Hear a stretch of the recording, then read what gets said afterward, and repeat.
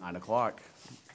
I'm going to call this meeting of the Planning Commission to order, and Ms. Jackson's going to lead us in a prayer and the pledge.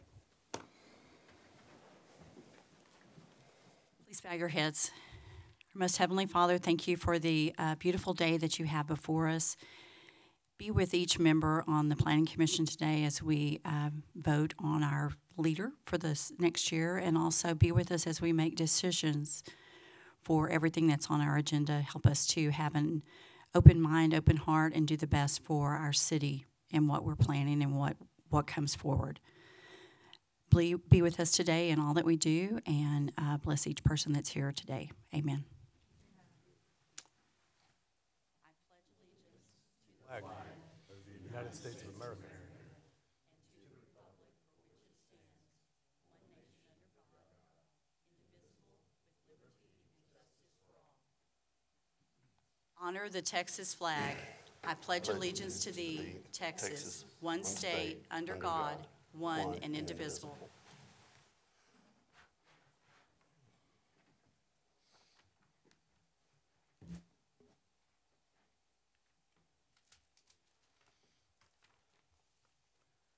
Okay, consent agenda. The commission may request for a consent agenda item to be moved to the regular agenda for presentation and public comment. Otherwise, the consent agenda will be considered in one vote. Consideration of approving the December 17, 2018 Planning Commission regular meeting notes. Do I have a motion? Second. We have a motion and a second. All in favor, say aye. Aye. Opposed? None. 7-0. All right. Next item is the election of chair and vice chair.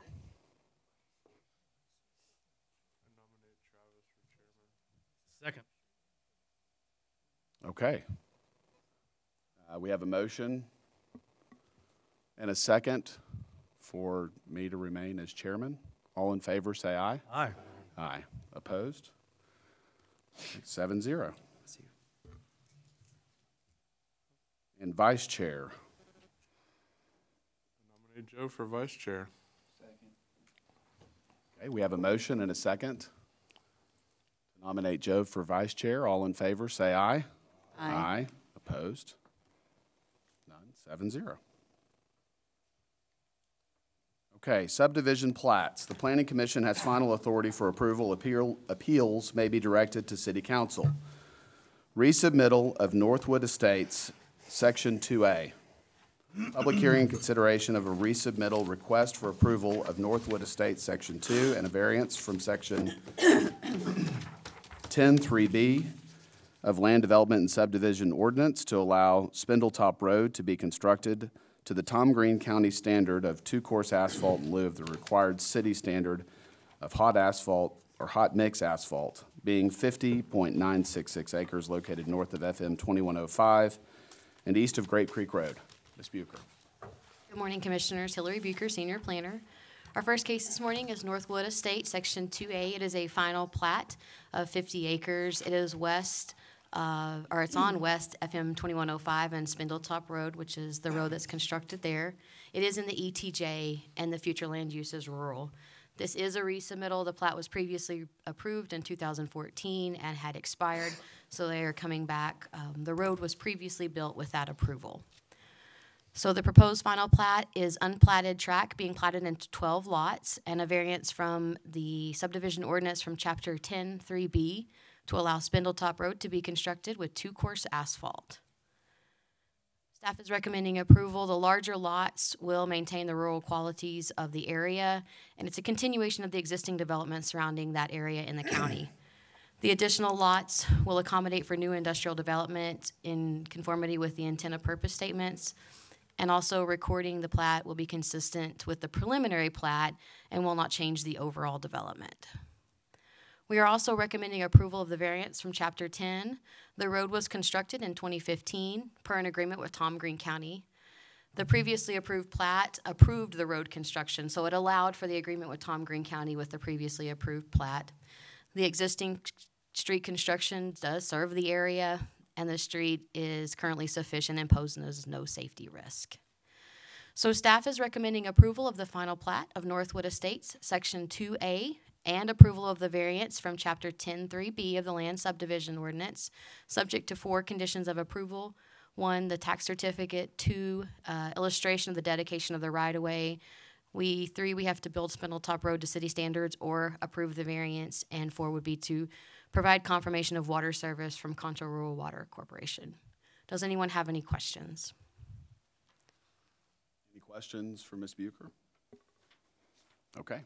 Thank you, Hillary. I'm going to open it up for public comment. If you please state your name before you speak. Good morning, the Commissioner Herb with SKG. I could answer any questions or address comments you might have. Looks like we're good, Herb. Right, thank you. Thank you, sir. All right. Anyone have any comments, questions, or would someone like to make a motion? Move to approve as presented. Second.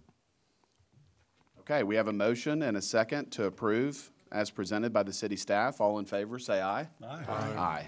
Opposed? None. 7-0. Thank you.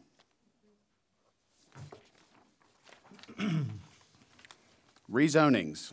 City Council has final authority for approval of rezonings.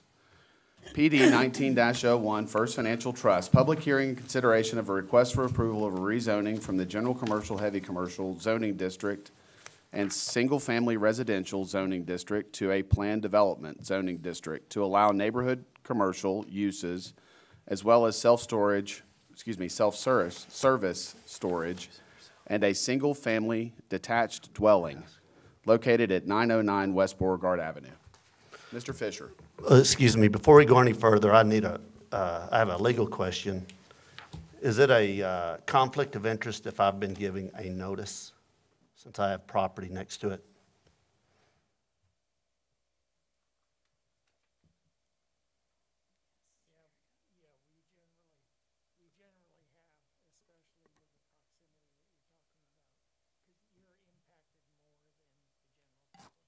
Okay. I have in that case, I have the notice y'all sent me that I would like for someone to read before to the committee. I can't read it if I'm out of the room. Would you mind reading it for me? Sure. Okay. Okay, so Mr. Brooks is going to recuse himself from this case. Myself also. And Mr. Urick is also going to recuse himself with the conflict. All right. Yeah, Anybody else? No, I'm staying. Wait until after your presentation and do that as part of the public hearing. All right. And if there were any other.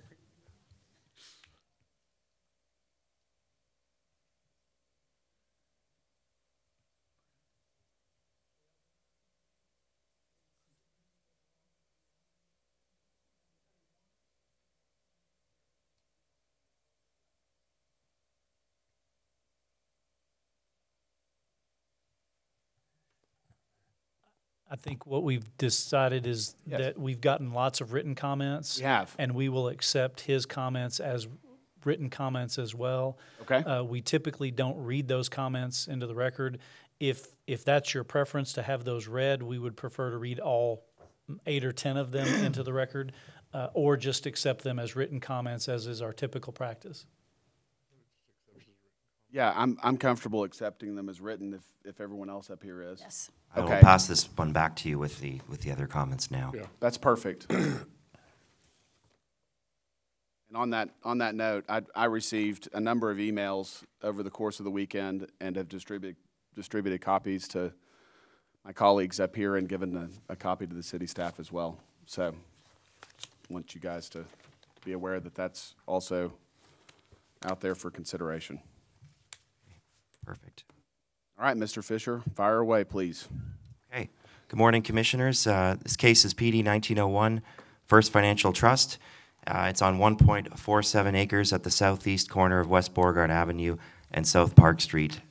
Applicant is proposing a rezoning from CGCH and RS1 to CN. And just FYI, originally they had come forward a few months ago and they've now gotten approval as of last Tuesday for a straight rezoning to CN. So this is now for a planned development with an underlying CN zoning.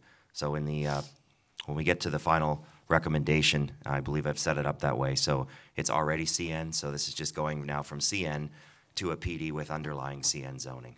Okay. Okay. It's District 5, Lane Carter's district, and it's in the Santa Rita neighborhood.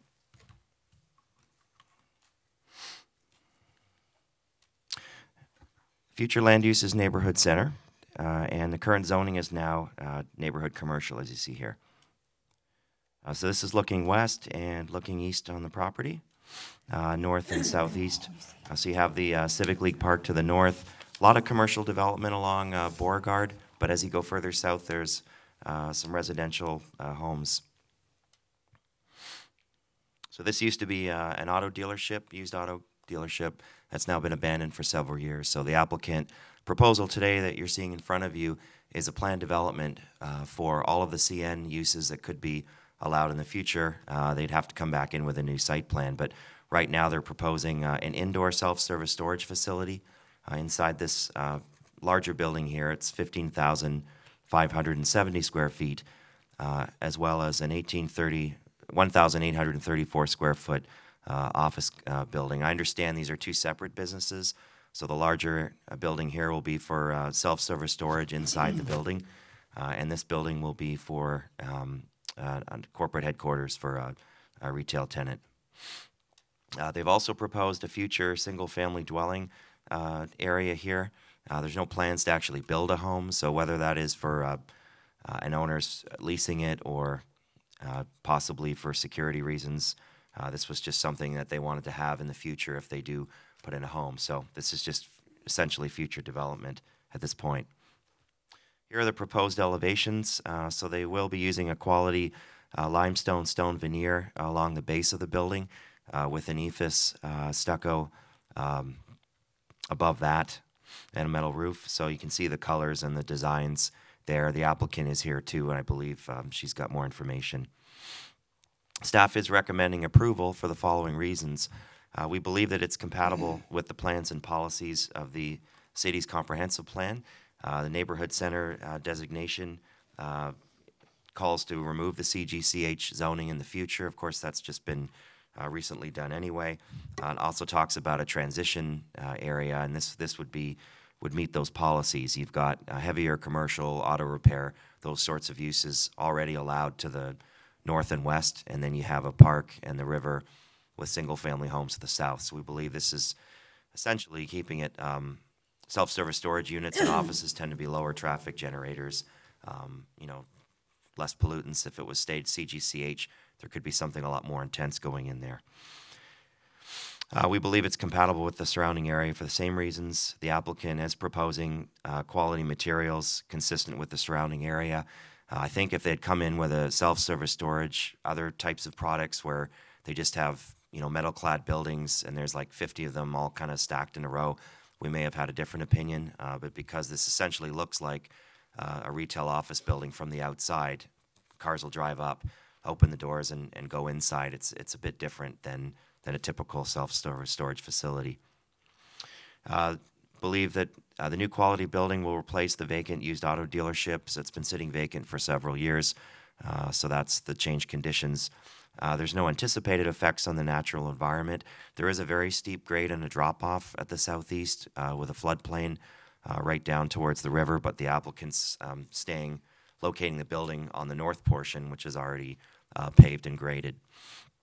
We believe there's a community need consistent with the applicant's comment there. It'll provide service storage facilities for the surrounding area, and the office component, I understand, will be corporate offices for Chick-fil-A. The self-service storage, as I mentioned, is a low traffic generator. Access will be off of West Beauregard. If they do want to use the second access off of South Park, that would be fine too. They're not going to be, most of the traffic we anticipate will use Beauregard to either on the property or South Park and not go through that residential neighborhood. 10 notices were sent out. I just received a whole bunch of these letters this morning that were emailed to Commissioner Stribling, so this has changed now. So with Commissioner Brooks's letter also opposed, there should be a total of 6 opposed, and then the 1 letter in favor you have. Staff recommendation is to approve a rezoning from the neighborhood commercial CN zoning district to a planned development PD zoning district to allow neighborhood commercial CN uses as well as self-service storage and a single detached dwelling, subject to the following 7 conditions of approval in your staff report. I can read those into the record, and this would conclude Yeah, the if you don't mind, presentation. I think we'd like for you to. Okay. Short version okay, or did you want me to read Yeah, short the- version's great. Okay. So number 1, compliance with CN zoning development standards. So what this means is, at the applicant's request, if they come back in 5 years and they decide they want to add another use, that's also allowed in the CN, they could do that. So it allows some flexibility. It doesn't have to just be self-service storage, but whatever they choose to do will have to meet the CN standards. So, certain setbacks and floor area ratio and things like that. Number 2, the overall use shall be in accordance with the approved concept plan. So again, if they change the site, they want to add a building, take away a building, add a new use, they'll have to come back and submit a new concept plan. Anything that's going to alter the text of the plan development ordinance would have to come back to you all, the planning commission. And minor changes can be approved by the planning director. So that's number 3, submit a final site plan prior to any development.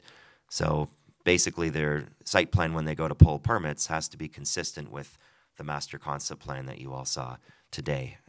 And they'll do that as part of the permitting stage.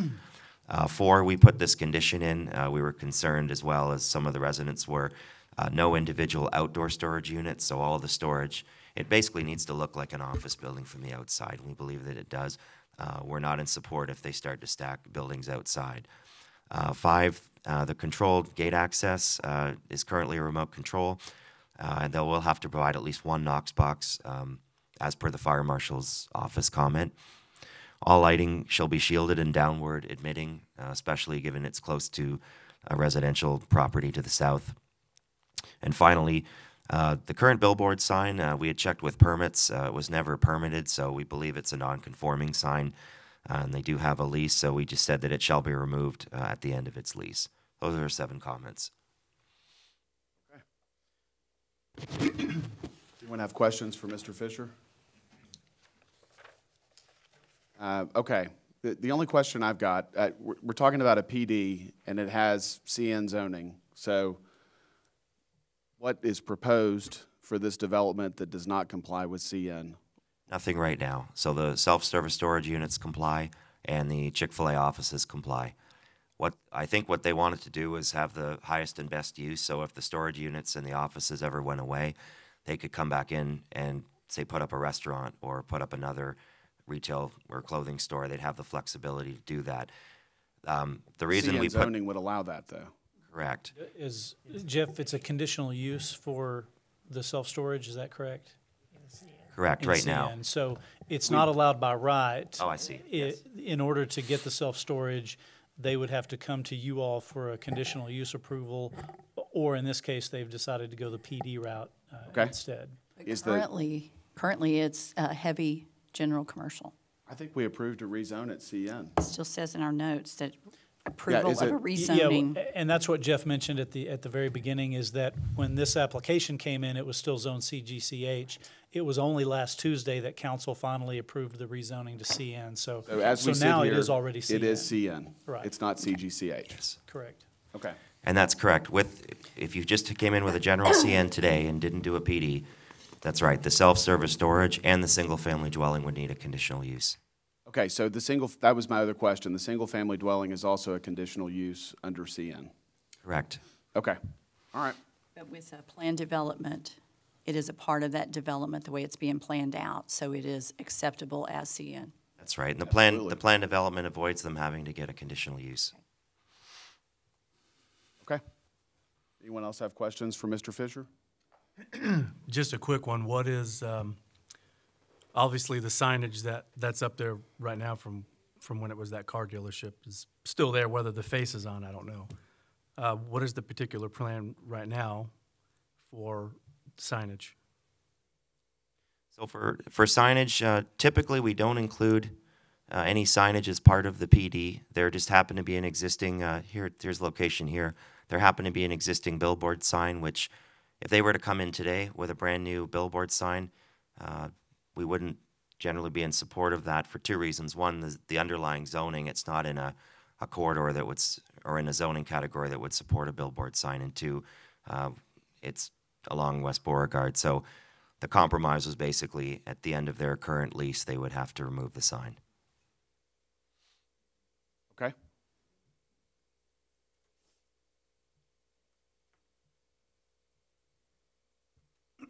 Any other questions for Mr. Fisher?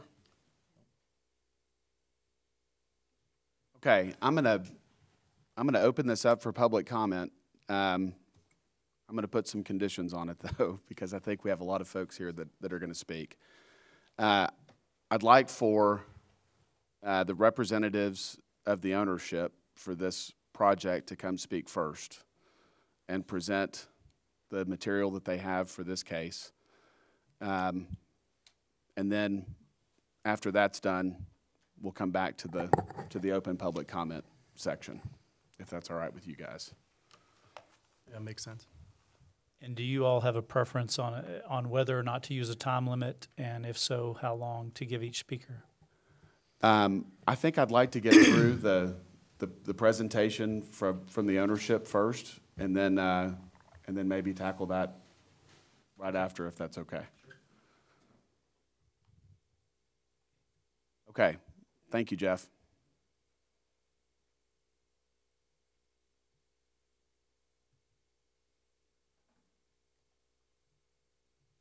Good morning, Commissioners. And just FYI, we had planned on, I represent the ownership group. Yes, sir. But Could you please state your name? Steve Eustace. Thank you, sir. I'm in the commercial real estate business, and I represent the Dr. Dotson family estate and First Financial Trust Department, who manages the estate for the Dotsons. I was going to make some brief comments, and then for the specifics on what is being proposed there, Rob Watkins was planning on addressing. He's the purchaser and who's going to build this.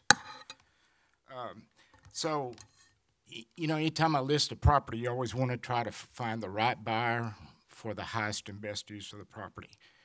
And when I first started analyzing this, I thought it was going to be a real challenge because about 55% of this property is on that deep slope down to the river, highly vegetative. It's very, you can hardly walk through it.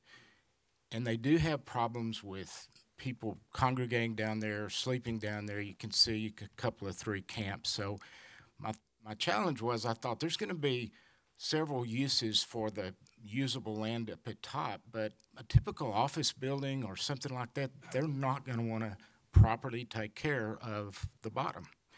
So I thought, I didn't know what I was going to do about that, but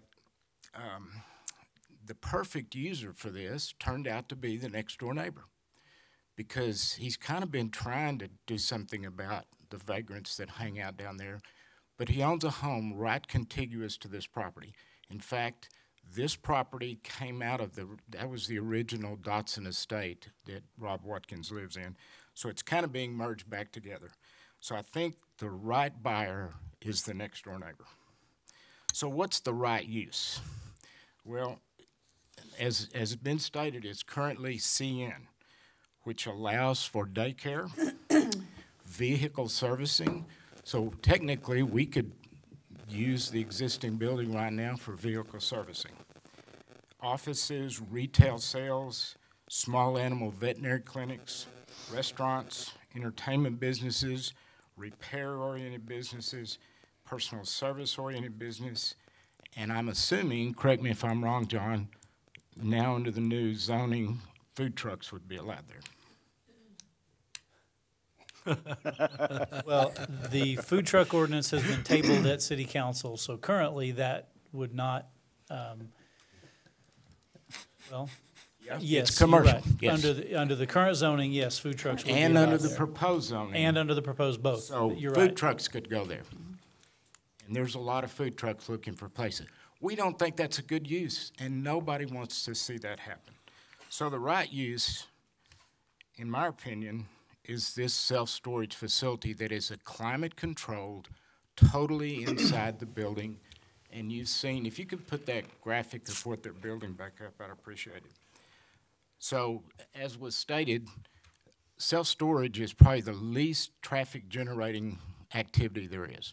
You know, if you're like me, I've got a mini storage place.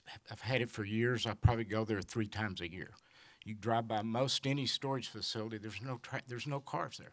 So it's a very low traffic generator, but it doesn't look like your typical mini storage with overhead doors. This is totally inside, and it's climate controlled. And then the other use is office, and it's for the Chick-fil-A who lives right next door. So I can't imagine any use that's lower in its impact to the neighborhood and a user who's more apt to take care of this property and not devalue his own property. So if you'll notice, this is a very attractive building. It'll have security around it, and it'll be well landscaped. So in my opinion, this indoor climate controlled self-storage facility is the best use with the minimal, if any, impact on the neighborhood. And in fact, it has support from most of the neighbors.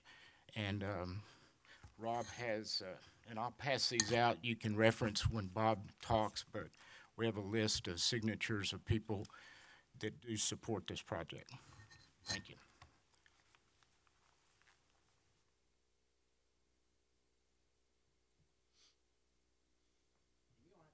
Thank you, sir.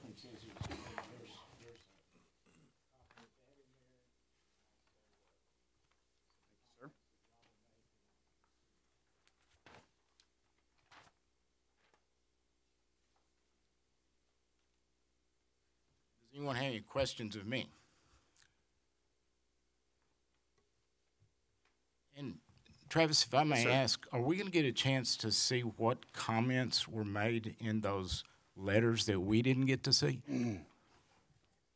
Yes, I mean, those are public information now. I mean, we get to see them during this hearing, so we can maybe address any issue that's there?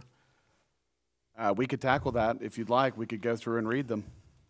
Because I just think there's some possible misconceptions about the use, and we would certainly like the opportunity to address if there's specific things in those letters that are reasons for objections. Mr. Watkins has made a big effort to meet with as many neighbors as possible to get their input, to address their concerns, and if there's other concerns that have not been addressed, we would like the opportunity to do that. Absolutely, and I appreciate you offering to do that. I obviously, by just looking at the crowd, I can predict that there are going to be some folks that come up and have objections to it. And I'm not sure that this is the best forum to do that.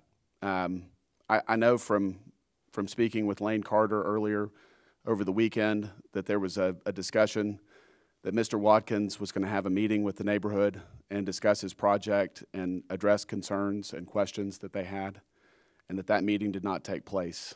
Are you aware of? We had talked about doing that, but I think instead he's met with people individually. Okay.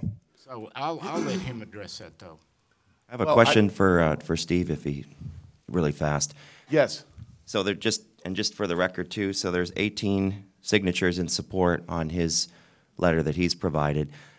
Just for our knowledge too, do you know how many of those people were in the 200 feet? I don't, but their addresses are right there. Okay. You know, and it's kind of hard to do this 200 feet. For example, to the south along Park Street. One house. One house, and that's the buyer. That's right. So I think that. And I was going to say the same thing, Steve.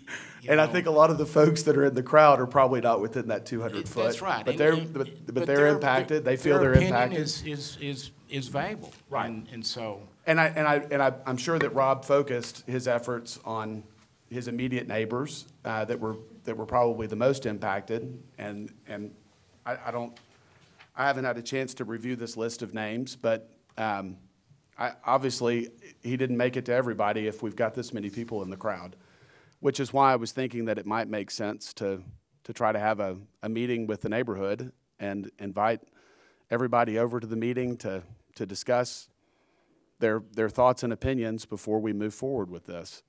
The alternative is to hash it out in this meeting, and I think it's going to take a long time. What do you guys think? Well, personally, I think the plan development, the way it's being presented, is probably the best thing that could happen to that property because it is commercial. Yes. It is on that corner. It's much better than what's there now. And knowing Absolutely. that same business or something similar could go in is not an answer. And also, this will address some of the camps that Mr. Eustace described being down below on the riverside. I agree with all of that. However, if we have this many people in the crowd that are going to come up and speak on this case, let's just do a show of hands for who's here to speak on this case today.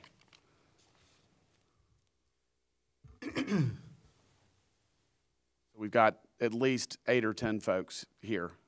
Limit them to 2 minutes. I'll take that back, Travis. I'm the next one.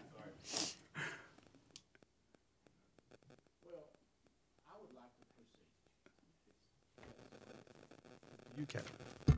I would like to proceed. Okay. But it's your choice, but that would be my preference. All right. Well, I think I think they need a decision. they do. And- They deserve a decision. We certainly don't need to be prolonging this on the customer, which is the whole reason why we're up here is for the customer. That's not the whole reason, but two, absolutely part we of work. it. We I mean, work for the we're here to citizens, serve the and they community. deserve. But we work for the citizens, and they deserve a quick decision. When you've got a case that's before us that is breaking 0 rules, they're literally they're not asking for anybody to do anything.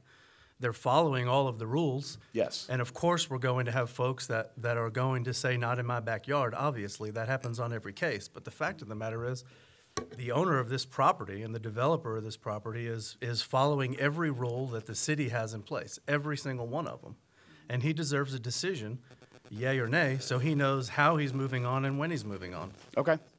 And this is a final comment. You know, the list of uses that are allowed by right Yes. is not a good alternative. No. So Well, that's and our I thought. understand what you're saying, but you're also talking about the guy living next door that's buying the property. So he's probably not going to do something to sabotage Yeah, but if he himself. doesn't close on the property and the bank puts it back on the market to anyone else, Yeah. I could sell it to a restaurant, I could sell it to a developer who wants to put food, I mean, I'm No, just you're saying. absolutely right.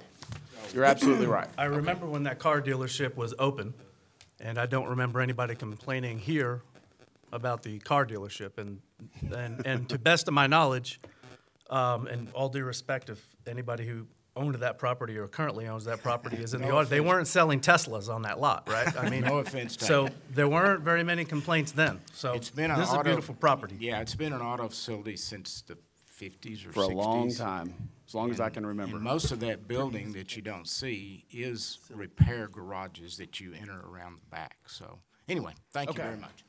Thank you, Steve. All right, so we're going to open it up for public comment. You have the buyer. If the buyer is here, if Mr. Watkins is here and would like to speak, please come forward. Sorry? Steve had said. Oh, I didn't hear that. Hi. You could morning. please state your name. My name is Amberly Watkins. So I am the daughter of Rob Watkins, and I've been working with him on this project. So these are some elevations that I helped create. I'm an interior designer, and I work in San Angelo. I work from home, but for a firm that is located in Dallas. Okay. And so I just wanted to talk a little bit about the proposed finishes. Something that I've worked really hard to do is to find finishes that I think would really complement the Santa Rita neighborhood. I live on South Washington Street, which is just one street over from Park Street. So I'm impacted by the location as well. And so these are some finishes, the ephes or the stucco, as well as the limestone with the metal roof. We think it's something that's beautiful. We've taken inspiration from another building in town that was just recently completed, the West Texas Rehab, and think it was really successfully done. As you can see, the storage facility would have the 4 double doors, and those would be the main entrances for people who would come in and out. There's minimal parking, I think about 9 spaces, and we anticipate that, really at any given time, maybe 2 or 3 of those would be used. So a very small impact, not a lot of traffic.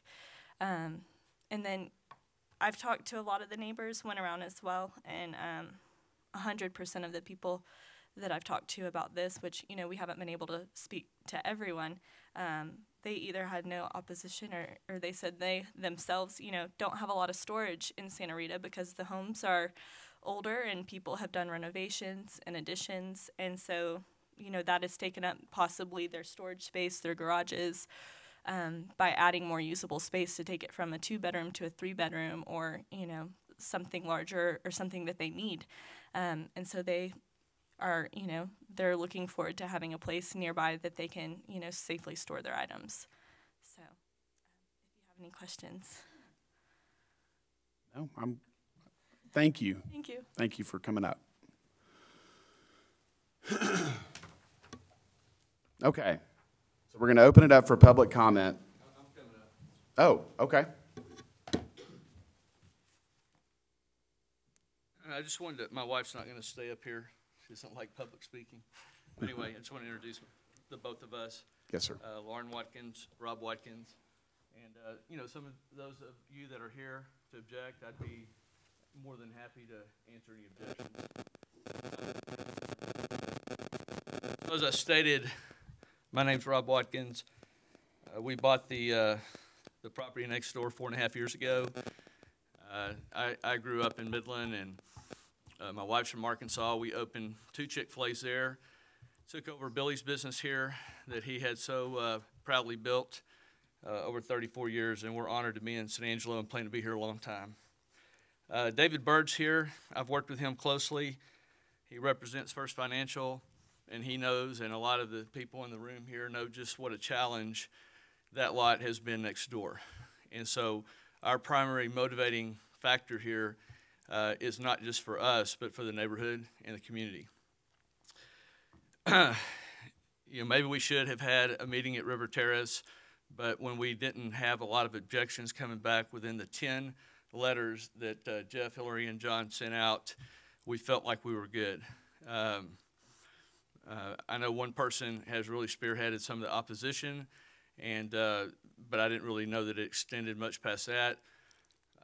We've worked very closely with COSA and worked on this for months, and it really wasn't evident from looking at the site plan, but there really is a lot more detail to that. I give a lot of thanks to Hillary and Jeff. We've had a lot of one-off meetings. They've been on site, well as John. We need you to incorporate this. We need you to do this. And there's a lot of detail there. We'd be more than happy to answer some of that. But I don't want to take a lot of time. I think what's interesting, as I suspected some of the opposition yesterday, I thought, why not just go out on foot for about 6 or 7 hours and knock on about 40 doors with my daughter? Let's find out what people really think.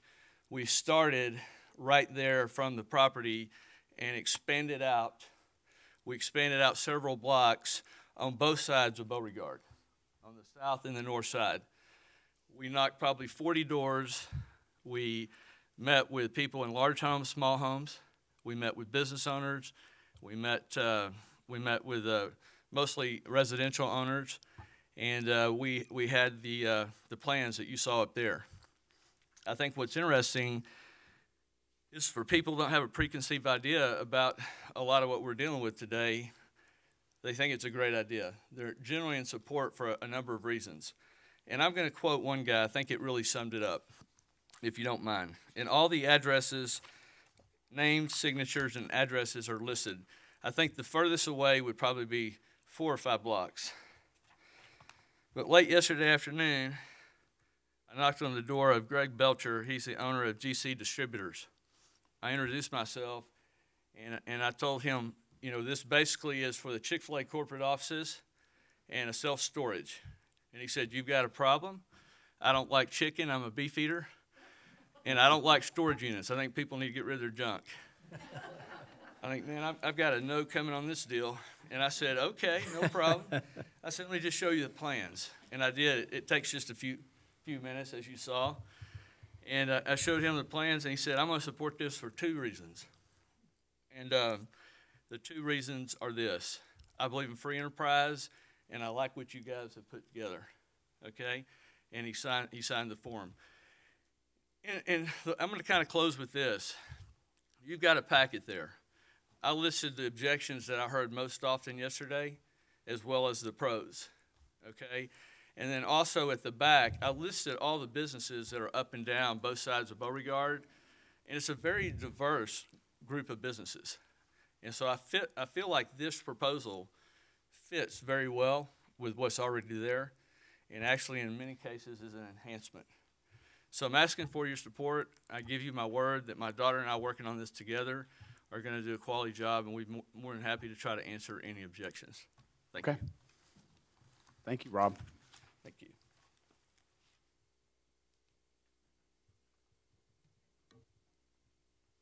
Okay. Now we're going to open it for public comment. I'm going to limit speakers to 2 minutes. Is that okay with you guys? 2 minutes? And if you would, when you come up, if you'd state your name before you start speaking. Anyone that wishes to speak in favor or against this case, please come forward.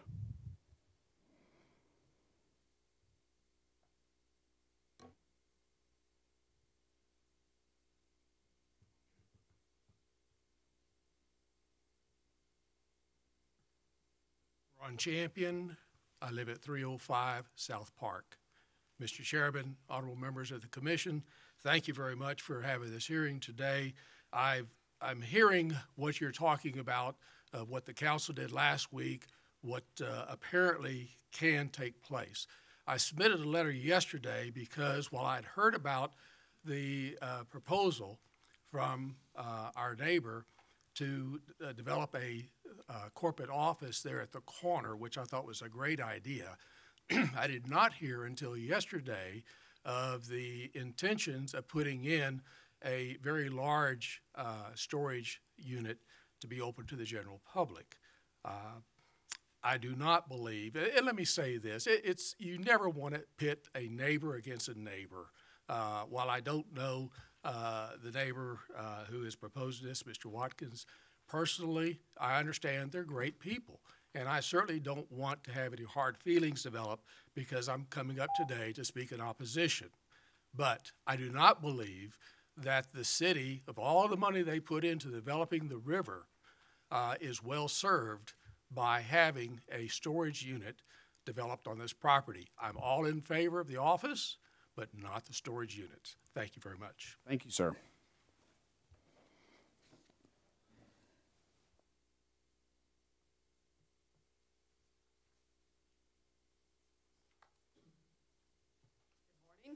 I'm Heidi Brooks. I live in this neighborhood, and I too want no friction between neighbors. I have no problem, again, with the office being built. This is the opportunity to develop a beautiful area on the river. I know the area well. I am completely opposed to the storage units, nearly 16,000 square feet of storage units. Storage units are typically built in warehouse districts, and this is for a reason. Often, hazardous material is placed in these storage units. My husband and I have over 500 storage units placed in warehouse districts, and I know what can happen with storage units.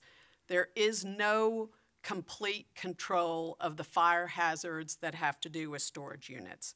Along with that, that area is a highly trafficked area, and although it is said that there will be limited access in and out because once people get in the storage units, they don't regularly check. But you're talking about 116 storage units with an area that is traveled by Central High School students. It's right before the bridge that goes into downtown. It is a heavily trafficked area. We office across the street from that area.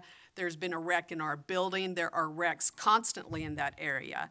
I'm also opposed to the sign staying up there. I feel like the bank or the new owners should have some kind of right to terminate that, and this would be the perfect time to do it, being a new building established. Mr. Hughes, who lives in the area, has developed a park in front of his house to the side of his house that is beautiful. It keeps in with the lily pad pond and the rose garden. Quite honestly, I would like you all to table this vote so Mr. Watkins and his group can discuss this further with everyone in the neighborhood. I don't know that everyone's completely aware of what is taking place. Thank you for your time. Thank you.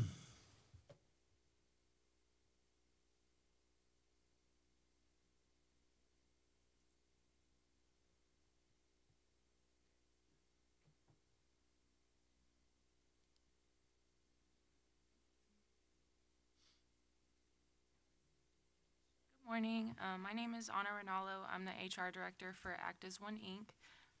Most of you know Rob Watkins operates the 2 freestanding Chick-fil-A, Sherwood Way and Knickerbocker Road. Our sales are constantly growing, which means we're constantly hiring new employees. And to do so, we need more space, and we would love to have our own offices to be designed to fit our needs for the growth rate. The location of the offices is a plus because we work close by with Central and Lakeview for Leadership Academy, and we do business with places downtown San Angelo or other businesses that are close by. We see this as a great long-term fit, and we're trying to design the space to do so. And we would appreciate your support of this planned development project, and we look forward to doing this project soon. Thank you, Anna.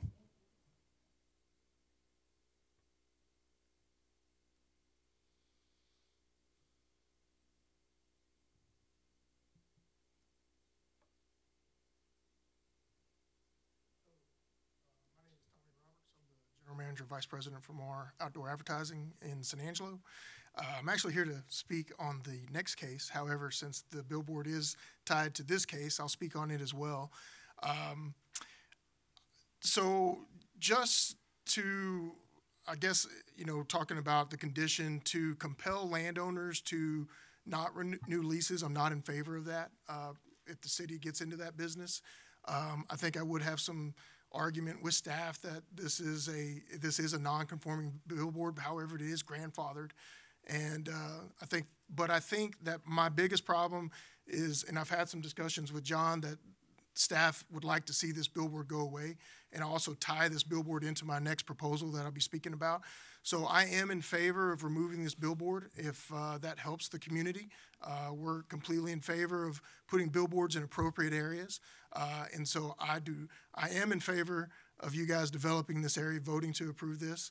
And if it takes us removing our billboard, then I'm in favor of that as well. However, I'm not in favor of just coming out and saying it's non-conforming and bullying our landowners into not renewing their leases. So I would like a more open discussion in the future about that, and that would be appreciated. However, again, if this area, if it takes, it's adjacent to a park, the lily pads, the river corridor, and I think this is an area where this billboard that's an old wood structure could go away.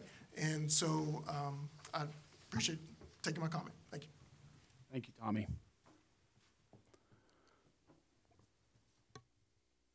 Morning. My name is Kyle Cooner. I'm the marketing executive for Act as One Incorporated.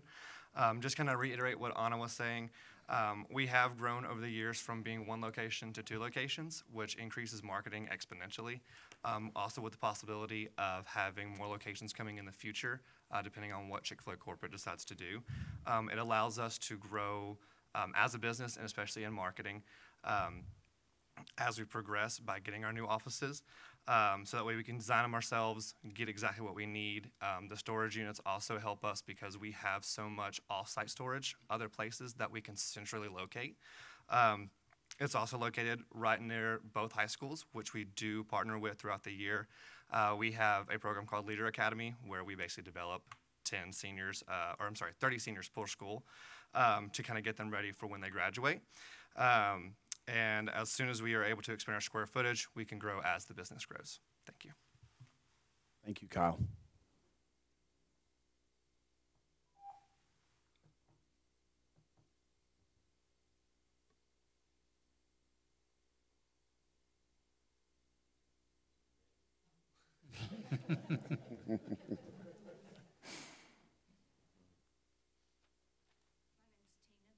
And I saw Mr. Watkins and his daughter yesterday and told him I wanted to come to this meeting with an open, fair mind. And I think that putting a Chick-fil-A office is probably one of the best uses, but the storage building does bother me. 116 units, that's 116 people coming in and out, and the traffic is tremendous over there. And that, after I talked to him, I drove by and I parked and just watched the traffic coming in and out. And they said there was one way, is that right, coming in and out? Yeah, one in and one out. There's going to be a congestion of coming in and out of that. Lots of kids walking there, and I'm telling you, from living in that area, those kids from going to Central zoom past there. I have seen them on my street zooming past there, and that is my concern. And is it spot zoning? Is that what? Is this considered what is spot zoning? No, it's not. No. There's just if we could table it, and if y'all would just sit there, park there and see the traffic of kids walking and the kids driving. It's tremendous. And I did this on a Sunday. Do it today, and it's going to be a lot. I'm concerned about the wrecks and the coming in now. And also, when people store things, I know we have stuff in storage. They are big. We have big piece of furniture. So you're going to have you're not just going to have a car going in there. You're going to have trailer and big units going in there to get in there, to take take items in and out.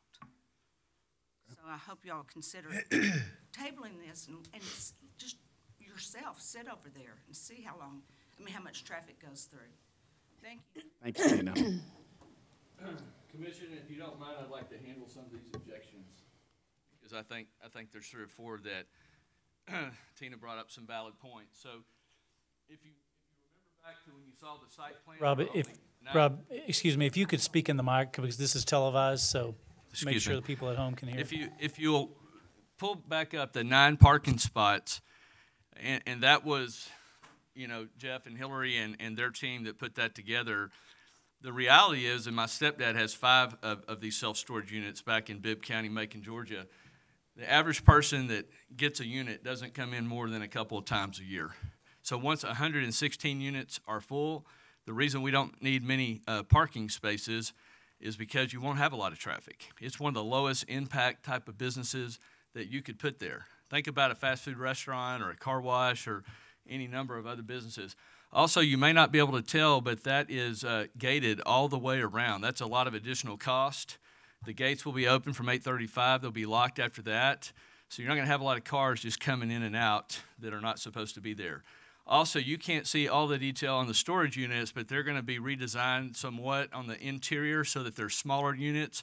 We're trying to avoid the big couches and mattresses and things like that. There may be some, but there's going to be a lot of 5x5, 5x7, 5x8s, 8x10s, those type of units. Kind of a large closet, which we think a lot of people in Santa Rita need. Also, on the fire, I have a list of objections here. And let's find the one. It says, the proposed self-storage unit aspect specifically will present an increased fire hazard response If approved, the self-storage and offices will have state-of-the-art cameras with 24/7 surveillance, smoke detectors that are capable of dialing directly to the central monitoring station. In turn, the fire department can be dispatched immediately. Lastly, we had multiple visits with both Thomas Truitt, current COSA Fire Inspector Marshal, and also Brent Donahue. Based on these consultations, all of their requested modifications are currently included in this approved site plan. So that's another objection that we heard. Side of line from the river, I was out there last night. Even in the time of year we're defoliated, you cannot see but the top 5 or 6 feet of the telephone poles that are approximately 25 feet high. Based on the elevations with our site plan, you're not going to see this from the river. The one thing you can see right now from the river is the billboard, but you can't even see the existing building just vaguely. When the leaves foliate, it'll be completely covered up. So anyway, that's just a few responses to some of the objections there. Thank you, Rob.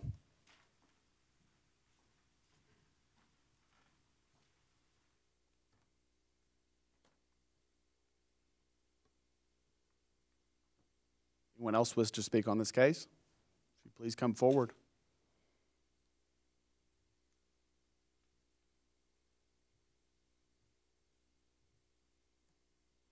Okay, I'm going to close public comment.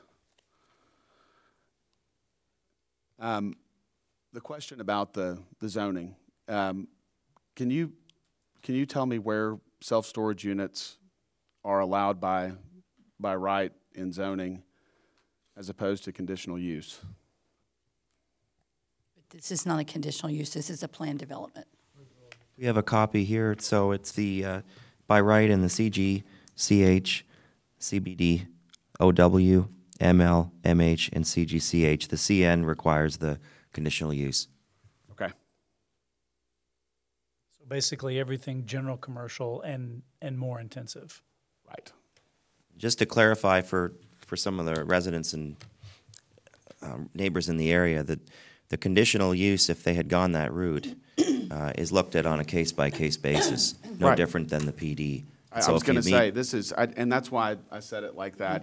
We're essentially looking at a conditional use approval with CN zoning. Now, the difference between not? No.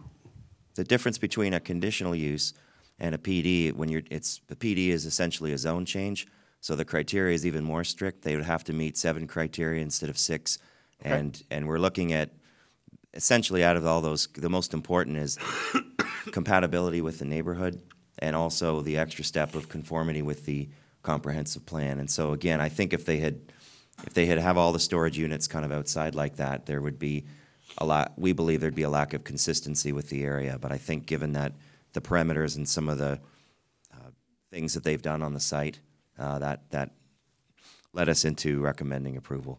Okay, thank you. I'd point out one other difference is Yes, that sir. this would go to city council as well. A conditional use you all could approve just on your own. Okay. This plan development requires that it go to city council for approval as well. Okay. Thank you, John. No, I know I manage storage units, several hundred storage units, and the traffic at my properties are maybe 1 or 2 people per day. Whereas if this was an oil change place or some type of car service center, you're gonna have a lot more traffic that's going in and out of it. So Absolutely. I'm in agreement that this is a very low impact development for the neighborhood. I live in the neighborhood and I own a business in the neighborhood, and I see no issues with it. So. Okay.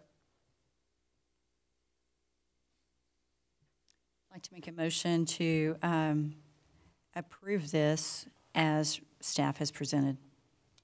I'll second. Oh, sorry. 2 seconds. All right. So we have a motion and a second to approve as presented by the staff. All in favor, say aye. Aye. Opposed? Aye. So 4-1. Okay. Thank you. Thank you to everyone that took the time to come in and speak on this case.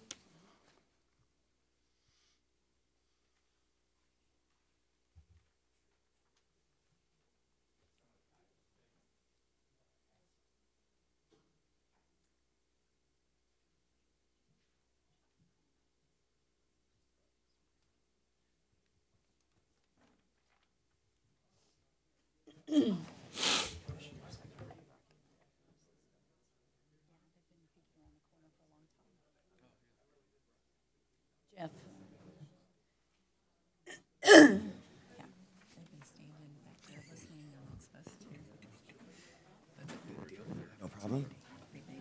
They did.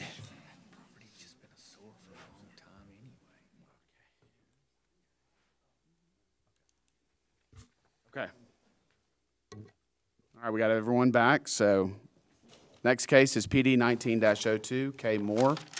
Public hearing and consideration of a request for approval of a rezoning from the CGCH zoning district to the PD zoning district to allow for uses permitted within the general commercial, heavy commercial zoning district and an off-site sign with digital billboard face located at 3410 Knickerbocker Road. Ms. Bucher. Hey, Hillary Bucher again. This is PD 1902 K. Moore. This is a planned development of a little over an acre. It's 3410 Knickerbocker Road. It's west of Parkview Drive and Knickerbocker Road intersection in Lane Carter's district, Vista del Arroyo neighborhood. So the current future land use is neighborhood center, and the current zoning is general commercial, heavy commercial. The applicant has provided this site plan. They are looking to add a new billboard here. So you would have a 24-foot long digital billboard. It shows the pole location, 10-foot backside. It's 40 feet from the curb, 5 feet from the property line. And on the other side would be a 24-foot static billboard. They are also cutting down one that's adjacent in their site plan. So the nearest billboard is northeast, approximately 800 feet.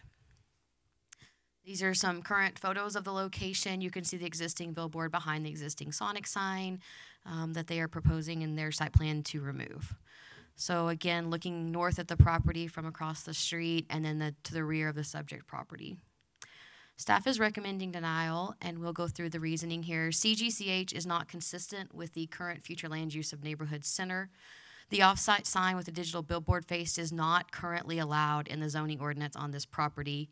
It is not compatible with existing commercial or the residential around it, we don't believe. The area is not appropriate for heavy commercial or billboards. We do see no anticipated effects on the natural environment. We do not see a demonstrated community need, and the zoning ordinance specifically does not allow billboards in this area. We mailed out 8 notices. I received 1 in favor and 3 in opposition. 2 of them were from outside the notice area, and I'm sorry I meant to pass this out before we started, but I actually have 2 that came in after, so let me pass these out real quick.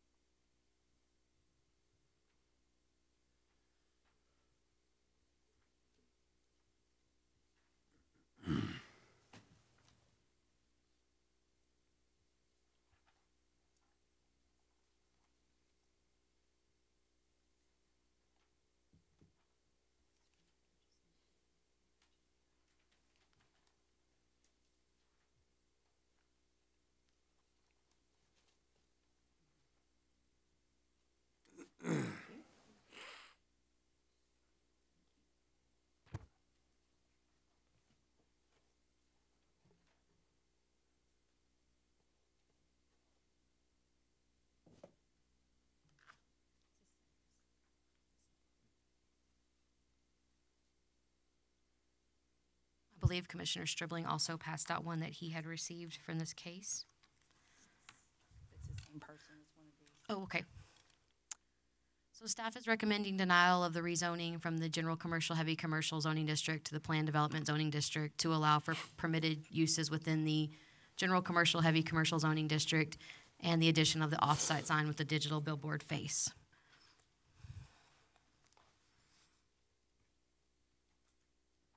Does anyone have any questions? Okay, so the billboard that is 800 feet from, can we go back to Yes, those, ma'am. please? Okay. No, the next Oh, the one, I other think one. Okay, Hillary- so yes. this one right here, if you'll bear with me for a second, is actually this within this yellow circle right here. Right, right. Okay, so that one is there, and basically in a planned development, it would just be, because that one is going away, It is, yes, that's correct. and that, it would be relocated inside that planned development. It would. So the planned development, for the most part, is strictly to allow this billboard sign in an area that the zoning current does not allow it. Okay, okay. The zoning doesn't, but the plan development could be, Plan development could. okay, thank you. Can you show me the street view one more time? Yes, sir. So this would be looking north along Knickerbocker. And then this is from the adjacent, or across the street on Knickerbocker, looking, I'm sorry, I guess that's north. Looking east, yeah. Yeah. Knickerbocker goes at that angle, so.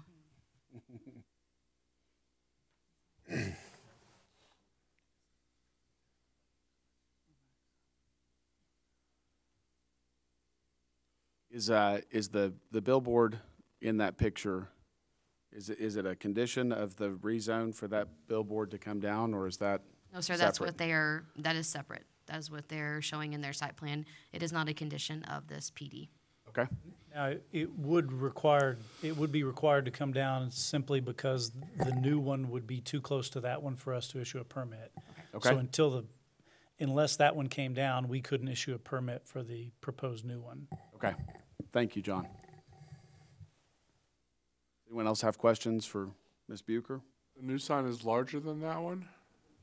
I'm sorry, I wasn't able to measure that one. The applicant may be able to speak more to that. The proposed one is 24 feet long. Okay. Thank you. Thank you. I'm going to open it up for public comment. If there are representatives of the leasing company, billboard leasing company, and ownership that could come forward first, I would appreciate it.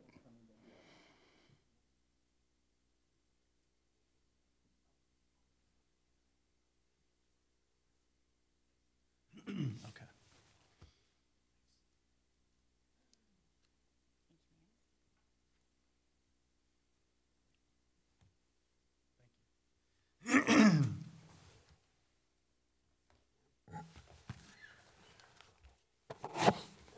Good morning. Exciting day for y'all already so far. It's interesting, the proposal that I have in front of you does include the billboard that was in the preceding request to be removed. But what we basically have here is we have, and to answer your question, the billboard that we're looking to relocate is actually, the digital side is going to be 10 by 21. So actually a little bit smaller than the existing face that's there now. And then the back side, the stack side will be exactly like this. So this is what we term a poster unit. And then the new, when we relocate it, if possible, will be the same thing, a poster unit. So it won't be any larger than what it currently is. And so, basically understand staff's position, and I understand that it's not typical for the commission to vote against staff recommendations. However, I feel like the proposal that we have in front of you is compelling, and I hope it allows you guys to vote in favor of us today. So a little bit going back, precedence-wise, I know that this is, one of the staff's recommendation is that this is in a neighborhood center for the future land use, and that the overall zoning is CGCH. And simply, when we applied, we just left the zoning CGCH because that's what it is right now. And if you look at Knickerbocker throughout, in that area, that's predominantly CGCH. There was this car wash that was built adjacent to this property this past year, within 2 years. And so the Sonic has been there since, I know for at least since, I looked on Google Earth, since preceding 1993, so over 25 years. And so if you go back to December 19, 2016, case number VP 16 -03 and PD 16-08, which is in y'all's handout, staff recommending allowing a billboard, rezoning a property to planned development, and changing the future land use from neighborhood to neighborhood commercial. So in that instance, staff was approving for a billboard to be built inside neighborhood center. And so I feel like the usage of this billboard being moved to this planned development is similar to that request. Now, granted, that billboard was on the Loop, and this is on Knickerbocker. They're two totally separate things. And staff is accurate when they say that, current sign ordinance doesn't allow for a new billboard here. However, I would stress to you that, staff looks at the current ordinance, and that's what they have to deal with. But really, it's not a new billboard. We're taking the existing billboard and we're moving it over 65 feet is what we're doing. And in addition to that, what I'm proposing is that we remove the billboard on Beauregard, which coincidentally has 13 years left on the lease. And so I know that staff would like to see that removed because it is inside the river corridor. But what I'm proposing is that if you allow me to relocate this billboard 65 feet over, which I deem is in a highly appropriate area where the predominance of commercial activity, probably, you know, I know that with the neighborhood center, it's designed more for pedestrian traffic, but I don't feel like our billboard is going to prohibit pedestrian traffic in this area. And I'm not sure what the change agent will be to eventually change this from CGCH to something more neighborhood friendly. And so I just think it's coincidental that, you know, we're asking for this billboard relocation. And so, you know, just looking back at the previous, you know, staff wants to see that billboard gone on the river corridor in Beauregard. That we know. And that is something that I can facilitate even faster than the 13-year lease expiration will require for. And so I feel like the commission can approve this with the condition of removal of the billboard on Beauregard, with the removal of the billboard on Knickerbocker. And in addition to that, I'm proposing a removal of the 14x48 bulletin on North Bryant, on Highway 87, which is in your packet as well. And so I'm essentially proposing removal of 3 billboards to allow 1 to be built back. Just kind of in your packet, I want to just address real quickly. I know of 1 letter of opposition that came in. It's titled Letter of Opposition. One of the overlying themes that I want to, on these letters of oppositions, there's already a billboard there. And so we're just simply moving the billboard that's currently there. The first theme in this, the area, if you go to the second paragraph, the area in question has already been allowed to incorporate a business that has caused a devaluation of our property by $20,000. And if you flip the page, if you go to Tom Green County CAD, you can see that this person, Mr. Wilson, their property value did decrease about $17,000 in 2018. However, I don't know if we can correlate that to the car wash being installed 800 feet away. If you look at their next door neighbor, adjacent to them, their valuation, the valuation of the home right next door for the past 3 years, 2016, 2017, 2018, has not dropped. The valuation of the home right on the other side of this house for 2016, 2017, and 2018 has actually increased. And so me personally, I don't know if the landowner asked for a decrease in their property value. I think we all know we all pay property taxes, and it's very unusual for a property to decrease in value. And I think the other tenet that was in this letter is regard to safety. A billboard such as this would pose a distraction to drivers in an already congested area. I feel it's important that I address this.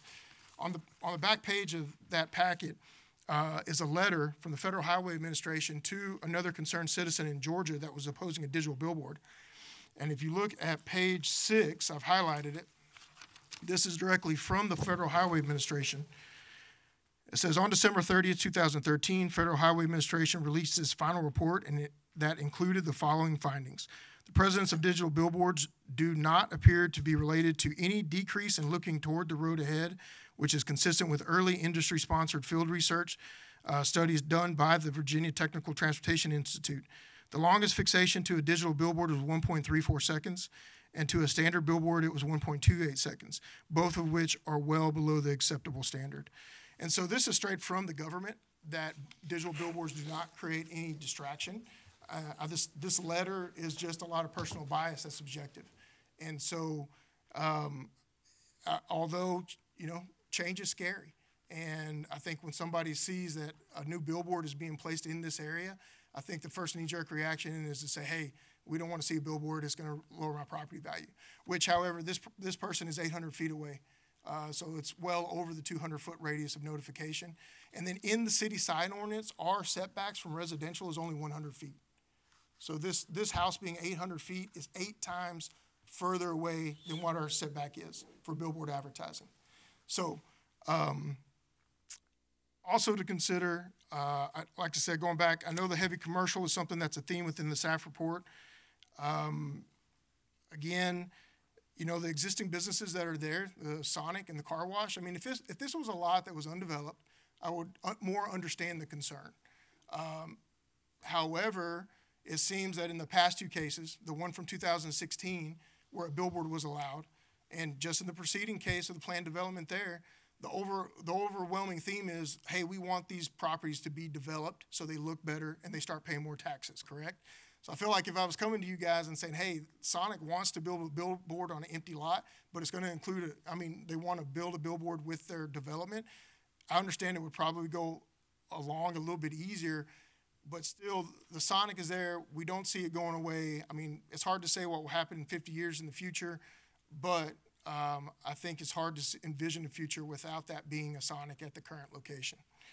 I think one of staff report says that is about community need. In your packet, there's some information that's titled need. So this is a list of all the advertisers that are on the board that we're going to propose to cut down. Every one of them's local. Not one national advertiser on this board for the last 3 years. We have 3 billboards that are southwest of Johnson Street. And so I know staff has mentioned in their report that they feel that there's plenty of locations for billboards to be built. Is there locations in San Angelo where more billboards can be built? Yes. Are they in desirable locations that clients actually want to be on? No. And so the demand for Knickerbocker is so high, we keep our boards 100% full there. And the business community, it's just, I can't tell you how much, and I know we probably have some people that will speak to that, but the demand for that location is extremely high. And you guys know what Knickerbocker is, real estate wise. It's high-end real estate, and that's the same way for billboards. It's anytime where there's high-end real estate, there's going to be high demand on billboards because there's overall perception, and that's where our buyers are, that's where our customers are, that's where we need to be at. And then I just want to reiterate that it's not a new, staff has to treat this as a new construction, a new billboard. However, looking between the lines, we're just relocating a billboard that's only 65 feet over. In addition to that, we're going to take down the board on Beauregard. If you make that a special condition in your approval to remove the Beauregard board for approval, we'll accept that. And like I said, we're also offering up a board on 87, North 87, that's a 14 by 48, that's in an area that's run down that we will take down as well. And that's something that I've spoke to John about, that maybe, in the future we could do some kind of 2-for-1 takedown. And so just going back to the previous, staff has encouraged the landowner not to renew the lease on the billboard. I totally understand it. I don't feel like and I understand why they want that board gone. However, if you're going to compel my customers not to do business with me, I ask that you at least help me out on this one so that we can put a board in an appropriate place and recoup some of those losses. Thank you. Sure. That one's going away. The one's going away would essentially go away and you'd move it, but the new one would be digital, not the poster type, correct? That's correct. Okay. Yes, sir. That's correct. Why can't you do a digital billboard on that one that's right there? Well, why are we having this conversation? So, one, both of them are non-conforming, and two, they're both non-conforming. Both locations, that entire area of Knickerbocker is non-conforming. Okay. And so, in our business is 2 parts. It's working with cities and their ordinances, and also working with landowners. And so that landowner there is USAA out of San Antonio, and they're hard. I'm just going to tell y'all, to communicate with a corporate company out of San Antonio is difficult. And whereas you've got Keith Moore right next door, who, one, he uses billboards in his advertising. Keith thinks it's so important. So Keith has a co-op that he belongs to, that he pays into. But the co-op doesn't allow for billboards because it doesn't reach everyone in the co-op area. Keith goes into his pocket and pays for billboards himself. And so Keith is a user of billboards, and he's open to having a lease on his property. He's a local owner. It's just a lot easier to deal with him than it is to somebody, like I said, someone out of a corporate office. And so, hopefully that answers why we're moving it over. Y'all are moving it closer to Sonic, right? Moving it on to Sonic. It will be on Sonic's property. Okay. This one the one that's coming down is not on Sonic's property. It's on the adjacent property, correct? That's USAA, I think is what you just said. Did you say it's 65 feet? Yes. Over. So in the packet that's listed as need, there is a mock-up of what the billboard would look like. Okay.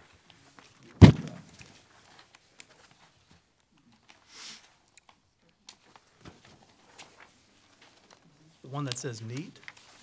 Yes, sir. It says. Yeah, right here on the second page, it looks like. On the second page. Oh, shit, how did I miss that? So this is just a rendering of what it would look like. Our billboard would be adjacent to the okay. Sonic. It would flag back over his canopy parking. And so, again, set back far enough it wouldn't affect any type of sidewalks. Okay. Go ahead, sorry. No, please. No, please. I don't have any questions. Do you have questions for Tommy? Sort of. Well, really, I really have a comment, not really a question. So, when Tommy first started to speak, it's obvious you know your business, and kudos to you. I think you've read The Art of the Deal. Great book. Everyone should read it. But I don't want there to be. I think there was sort of some deal making, right? It was sort of a quid pro quo with other properties. And so I just wanted to ensure to those that are here and those that are going to be watching this later that I speak for me, right? We don't make package deals, right? Especially when there's another case pending, right? So I appreciate it. I think that it was savvy and great book, by the way. But I want to ensure that we all understand that the package deal that was offered, I mean, we obviously cannot even think about it. And so I want to ensure that everybody knows that we wouldn't. It was just this that we're talking about. Yes, we're just talking about this case. Yeah, for clarification from what authority you have and the appropriateness, with respect to the previous application in Chick-fil-A, okay, you approved it subject to, at the expiration of a lease. Yes, sir. Not be renewed. Correct. Therefore, it's not a taking, and that's what we would be looking at. Right. And the sign owner, we'd be in a situation, the sign owner, the property owner and the sign owner are two different entities. So you can't require the property owner to breach a lease. And also on the sign owner, there's not a taking because there's a reasonable expectation of the economic feasibility, et cetera. And if the lease expires, then the sign should come down. So you're good there. On this current application, again, the sign owner is separate and apart from the property owner. The sign owner's issue really is if they want a permit for another sign. Now, with respect to a PD, we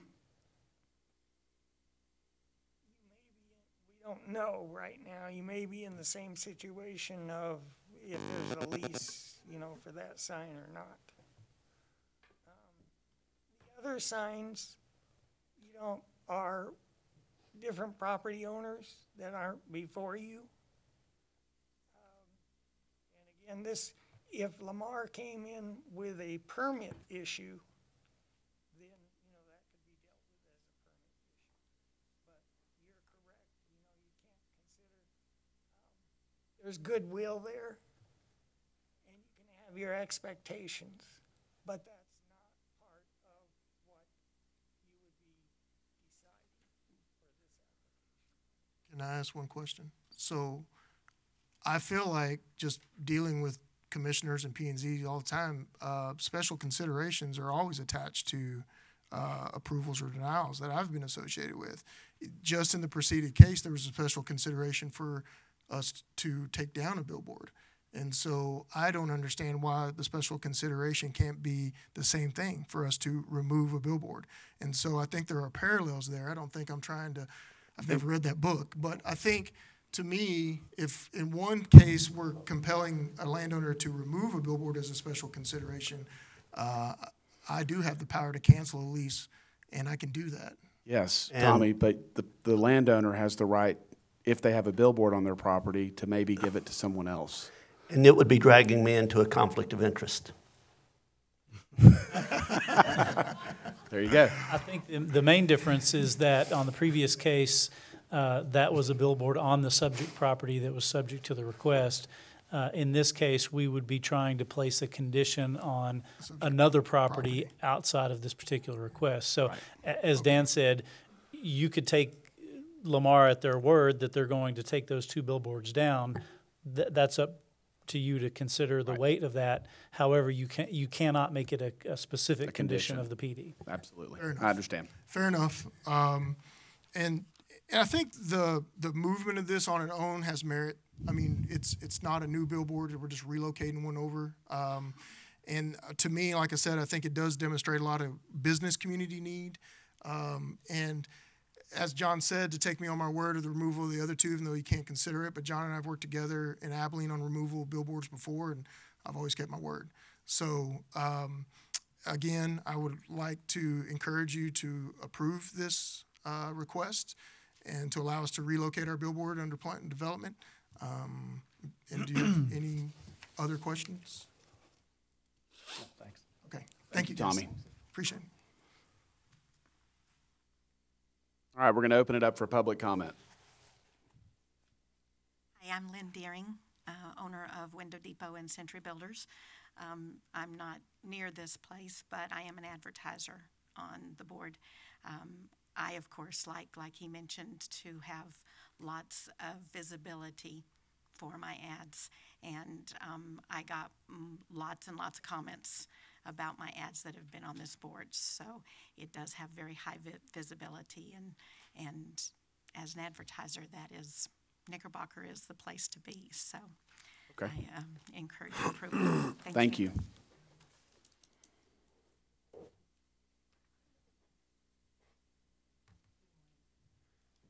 Having us this morning. My name is Linda Wilson. I'm the lady who wrote the personal bias letter. I also read the book. My husband and I live at 2428 Lindenwood. We have been subjected to a lot of different aspects of what billboards can and cannot do, as we have said here this morning. We are very much in favor of private enterprise and people having the ability to have their product known, but I don't want it splashed across my windows at night 24/7. We haven't talked about light pollution. How high is this sign going to be? How big is this sign going to be? This sign is not just being replaced. It is being replaced from static to digital and full living color 24/7. And yes, Knickerbocker is the place to be, but so is Parkview Estates, where I live and where my neighbors live. We've had to be subjected to Champion Car Wash noise, water pollution, light pollution, and many other things because the neighborhood was not considered. For a moment, gentlemen and madam, let's consider the private sector. Let's consider the people who live there 24/7. Not just the people that buy a hamburger, not just the people that have their clothes cleaned or go to the bank. Let's talk about the people who live there and have to be subject to high traffic areas. My street, my house sits on a corner, and if you will indulge me to have just a portion of the amount of time that you gave the other gentleman. I have EMT and fire trucks that run by my house. That's the emergency exit for the fire department in the EMT down Parkview. On the other end, where we have the emergency room on Sunset, is the area that we're talking about. And you cannot tell me that drivers are not distracted by digital billboards. I was distracted every day the cat was loose, and we could not find the cat. So, you know, everybody knew that the cat was lost. How many times did you look up at a digital billboard that the cat was lost? We know this. We know that this is a danger, it's a distraction. We already have a problem with zoning in the area. I implore you, please, let's don't do any more to distract in this area. We have a neighborhood. We'd like to stay in our neighborhood. This gentleman said I had a personal bias. If you had to listen to a car washer blower from 8 o'clock in the morning to 7 o'clock at night and had to spend $5,000 to put up a garage door just to have some semblance of quiet, you'd have a little personal bias too, but that was allowed. Well, no more. We're drawing our line in the sand now, and we're saying no more to our neighborhood. We want our neighborhood back the way it was. If you want to put up a billboard that's higher, brighter, louder, bigger, don't put it in a neighborhood where it's going to shine down. Let's do some research. How much light pollution are we going to have from this billboard? You already have billboards. All of these businesses are right up against Knickerbocker, and guess what? There's lights there that stop your clients every day. Every day there's a red light. Every day people slow down. Every day people see what you have. If you want more signage, please don't put it in neighborhood areas. We've had enough, and we ask your indulgence to please protect our neighborhood. We're taxpayers too. Thank you. Thank you.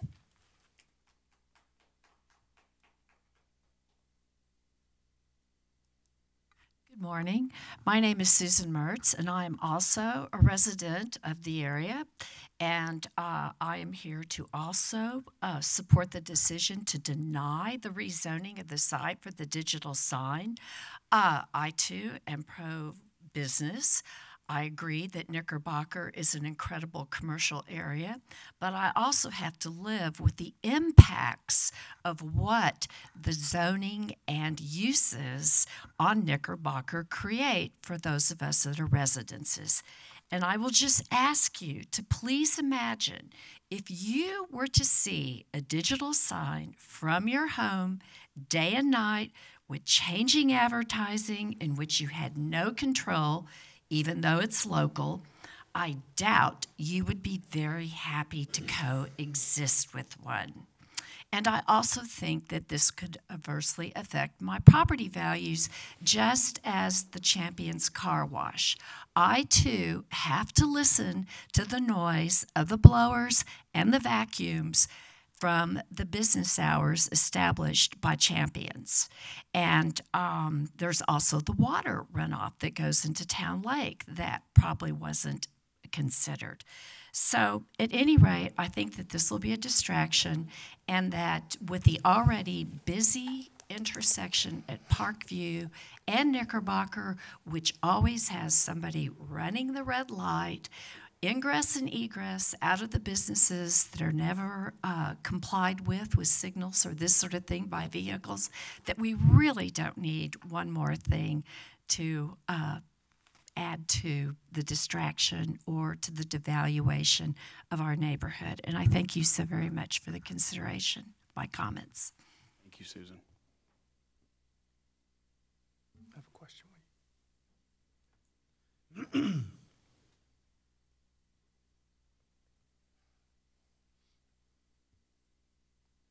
Morning. I'm Janie Delaney, and I also live in the neighborhood on Vista del Arroyo.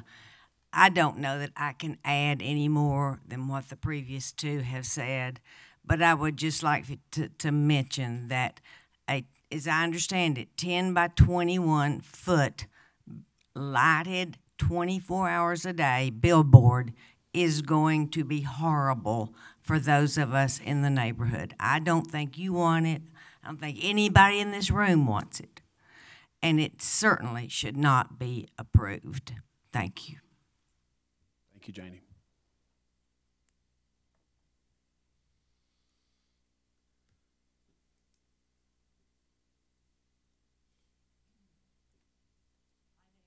My name is Kelly Jellens-Berger, and I too live in the neighborhood. And again, I agree, I probably can't add much, except that I do want you all to know my opposition.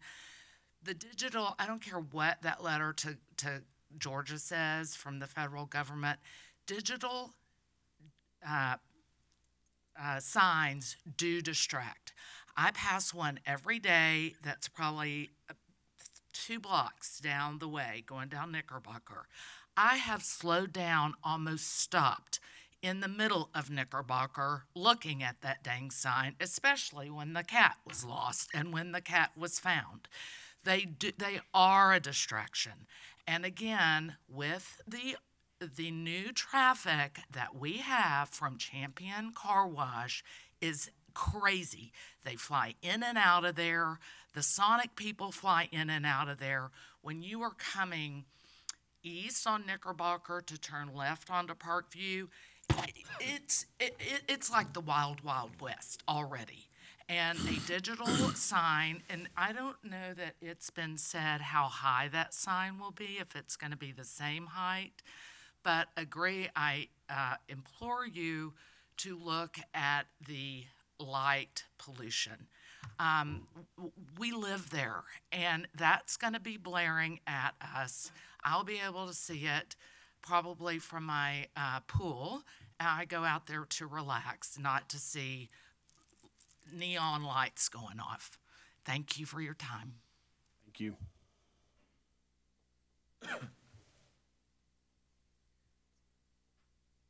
Jason Hankins with Lamar Advertising as well.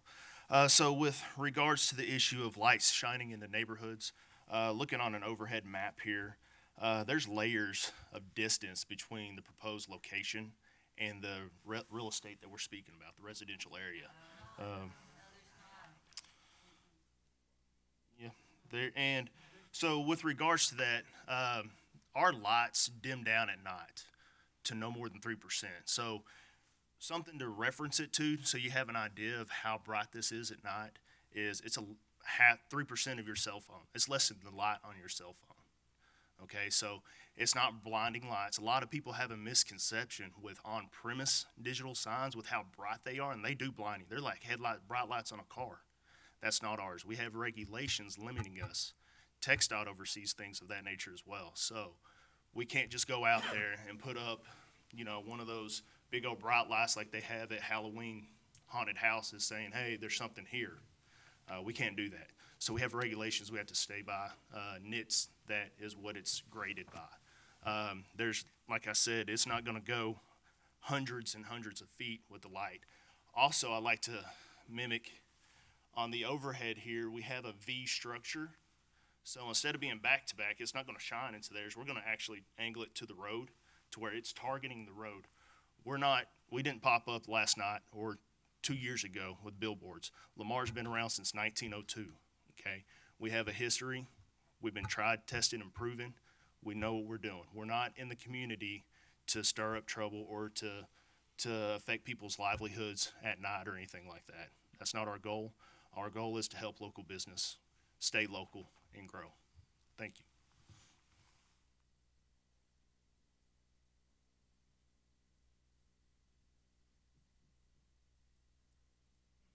Hello, my name is Joni Smith, and my address is 3506 Vista del Arroyo. This is very upsetting to all of us. As you can see, it's not always about money. It seems like everything is about money, but all we want is just the quality of our neighborhood. Thank you. Thank you.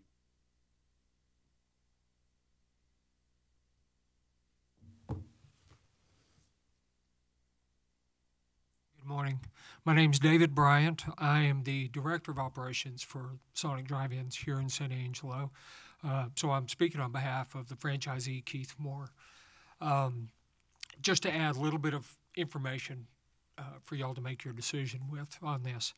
Mr. Moore started operating Sonic Drive-Ins in San Angelo about 40 years ago. And the location in question here on Knickerbocker Road has been in active business under our control since 1995. It is among a chain of roughly 3,600 drive-ins. It's a very highly decorated location, so forgive me if I sound a little prideful in passing that along. Just so you know, I believe that if my memory serves me correctly, we have 12 years and some change left on our current franchise agreement, and we have at least 2 rights of refusal for renewals after that. As I mentioned, highly successful restaurant, so of course our intent is to renew and to continue operating there. But those of you who've been San Angelo residents for any appreciable time have seen how Sonic has been kind of a fixture here in town over that time, over a long, long time. And it is our intent to continue to operate well into the future. I appreciate the comments of our neighbors, and certainly am not jealous of y'all having to make a decision like this. if I recall correctly, the rezoning verbiage that our property would move to, if I recall correctly, it's general commercial, and that, to me, that sounds kind of intimidating. But looking at the dimensions of our lot, I'm not really sure. Excuse me, I meant to say heavy commercial. I'm not sure how heavy of a commercial operation you could put in that lot, because it's really very long and very narrow. So if there were any kind of vehicles of any size that would need to get in and out of there, that'd be pretty difficult for them to do, I would imagine. Not that we're looking to do anything different than what we already do. So I hope that some of this information just helps provide some background and some basis for y'all to make your decision off of. Thank you for your time. Thank you, David.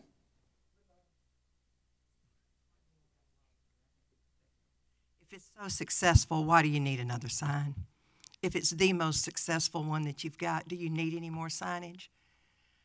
How many people drive down that road every day that don't know that Sonic's there? Or that any other business is there? Mertz Bank has a sign. Everybody knows where the bank is. Everybody knows where Burger King is. Everybody knows where Julio's is. All that we're asking here is that the residential areas, the neighborhoods, be given the same heavy consideration that commercial business has been given. You people have given the commercial business about as much latitude as they can hope to have. There's a business every 15 feet. There are houses that have been there a lot longer than 12 years. Those townhomes where I live, in the 70s. Those taxes have been paid every year. And when your city and local and state taxes go up, we bear the burden. We're not against commercialism. God knows I've eaten my share of Sonic hamburgers. But the time has come to balance this. Let's have some balance. Let's talk about balance. Quality of life. I moved to Texas 3 years ago. Got here as quick as I could from Alabama. Married a good Texas boy. I've never lived in a friendlier town. I've never lived in a better town for quality of life. But you got to give us some help here, folks. If you let more and more encroachment come, those apartment complexes that are sitting there right now are going to go downhill. When they go downhill, those townhomes are going to go downhill. When my townhome goes downhill, Susan's home up on the hill is going to go downhill. We don't want that. We want to have these neighborhoods protected. I don't care if the sign is darker at night. If you don't put one up, you're not going to have to worry about taking one down. All we're asking is that these neighborhoods be protected. We can't walk our streets now because of the high volume of traffic that are at high speeds. We had a young woman and her baby almost hit. A dog was run over in front of my house because of the traffic. So we have had to suck it up. We sucked it up, Buttercup. And we're tired of sucking it up. We want some help from the people who have told us San Angelo is a great place to live. Thank you. Hi, my name's Courtney Carson, and I'm the boots on the ground for Lamar Advertising.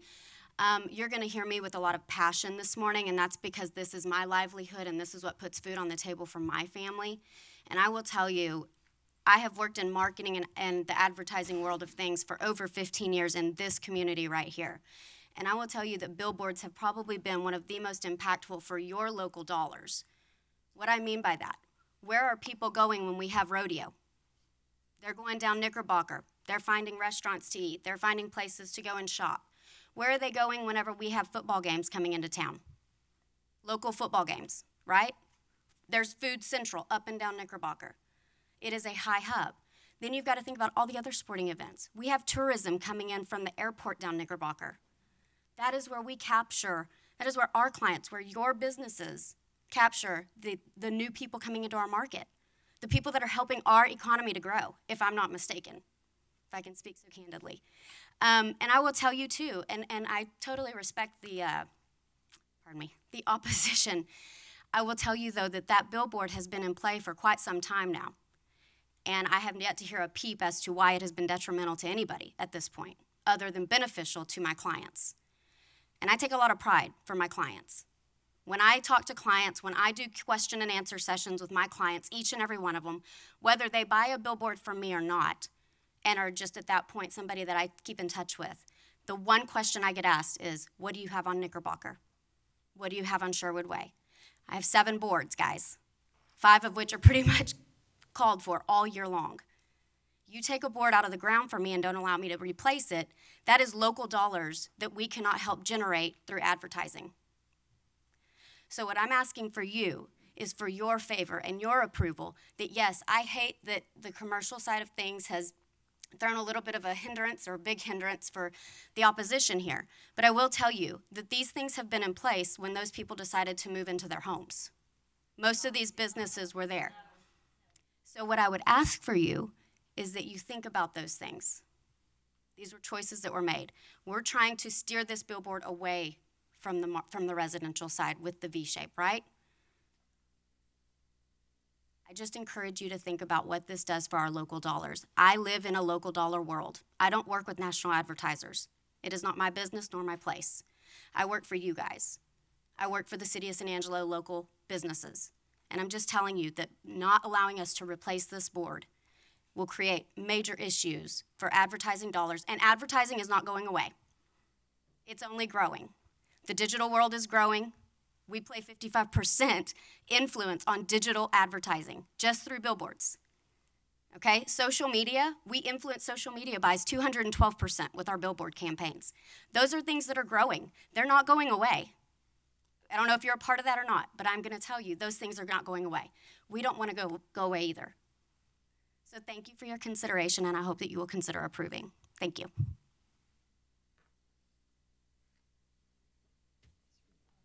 I understand all of what she just said, but there are plenty of places further down on Knickerbocker where there are not residential. It's not an entrance into a major, beautiful residential area. I mean, there's spots down past Southwest Plaza, close to the Loop, down by Community. There's oodles of land down there where a digital could go in where it would not impact a neighborhood. Thank you. All right, anyone else wish to speak on this case? All right, we're going to close public comment. If anyone has questions for the staff or anything else, thoughts or opinions? My thoughts, for what it matters. Yes. Terry's thoughts, deep thoughts. So what we're doing here is we're rezoning from general heavy commercial to a planned development. And that planned development will allow for the sign to be moved 65 feet from another property onto Sonic's property. It is the way they've got it drawn at an angle is going to be pointed more towards Knickerbocker than it is towards the residents. And with the downside of the lights dimming, I know we have some of those in different places where they do dim after a certain time period. And it's not as in your face. There's no noise, that will go with this. There's no other, you're gonna have the same drivers driving up and down the street that are gonna be driving up and down the street anyway. The backside is going to be a stagnant sign, and I move to approve as, not as presented, but I move to approve the planned development with the digital billboard face and the stagnant, or the static on the other side. Well, I feel like it's bad enough for this neighborhood to have the noise pollution from the car wash and water runoff from the car wash, probably Sonic cups blowing everywhere, that putting up this Las Vegas-style sign would be just bad for the neighborhood. And it's not all about money. No. So with that being said, I would make the motion to deny. There's a motion and a second on the floor. Okay, so we're going to have a vote. We have a motion and a second to... I have one other thing to add, if you don't mind, Travis. Okay. Towards Conley. So with that being said, you are going to, because there's noise pollution from the car wash, then you want to scold somebody else from upgrading their property, is basically what you said. When's enough? I don't know, but there's, it's a Okay. commercial area. Okay. It's commercial. I think all the way. everyone's made their points. We have a motion and a second on the table. So let's have a vote. All in favor of approving this sign, say aye. Aye. It's the planned development that we're voting on too, Travis. Oh, I'm sorry, the rezone. Opposed? Aye. Could we get a show of hands? That was hard to follow. I didn't follow that the one either. total. Okay, so all in favor of the motion to rezone?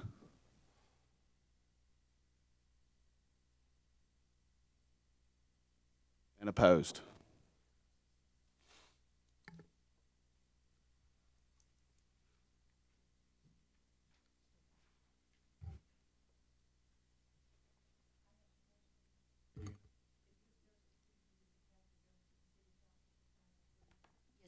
Yes, ma'am, it does.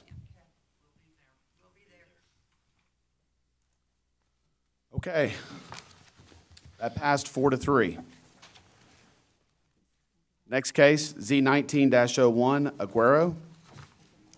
Public hearing and consideration of a request for approval of a rezoning from the single-family residential zoning district to the two-family residential zoning district located west of Tarrant Street and north of Twin Mountain Drive on a 3.353 acre unaddressed tract described by deed and record as instrument number 616893, Tom Green County, Texas. Thank you, Mr. Chairman, and good morning to the Planning Commission. My name is Sherry Bailey. Sorry, hold on one second. We're going to let some of these folks clear out. Okay. Thought I could talk louder. No, that's okay.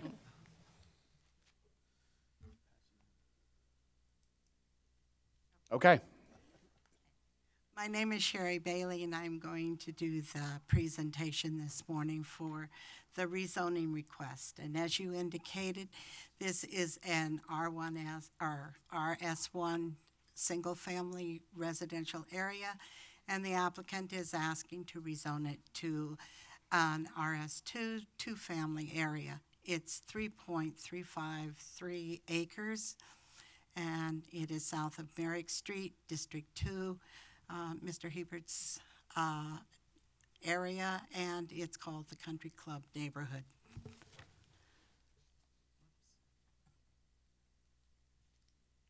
There.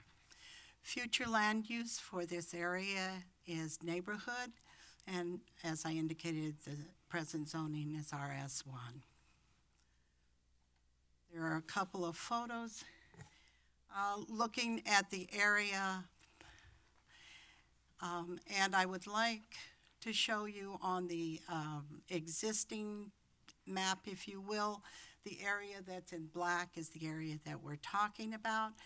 But Section 1 and Section 2 of the same zoned area and the same development was all done by the same applicant in this case.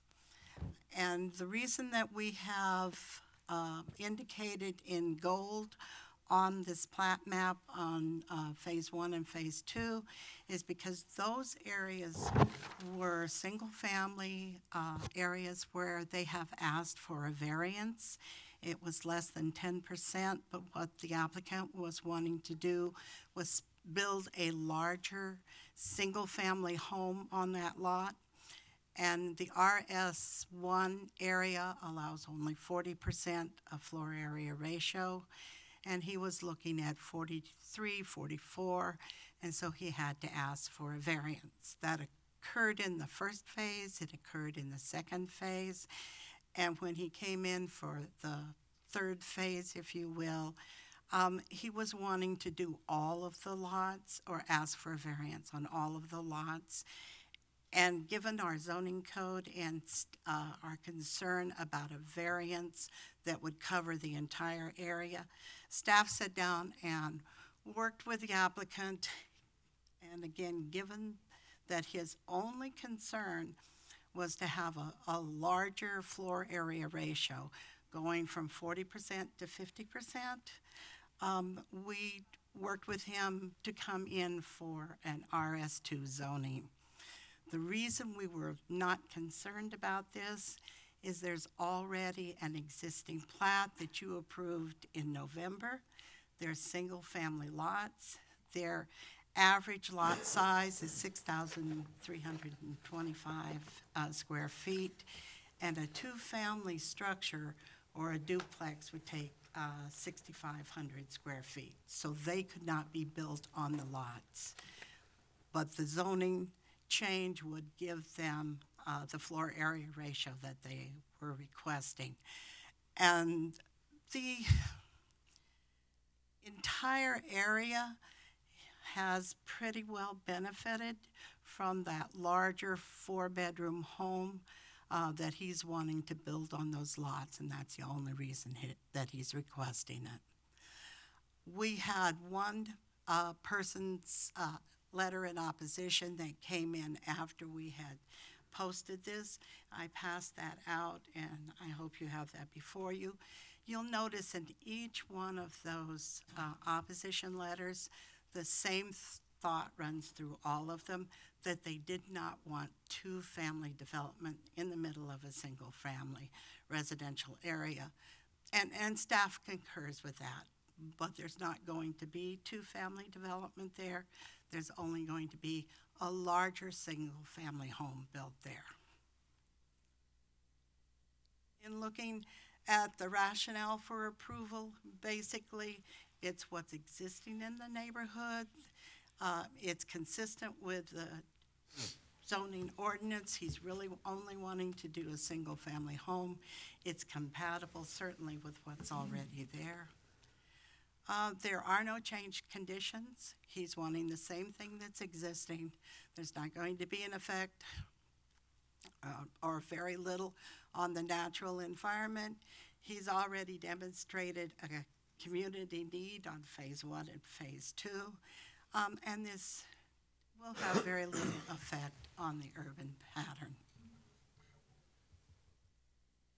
Staff is recommending of the rezoning as he's requested because of his intent to do it just for the greater floor area ratio.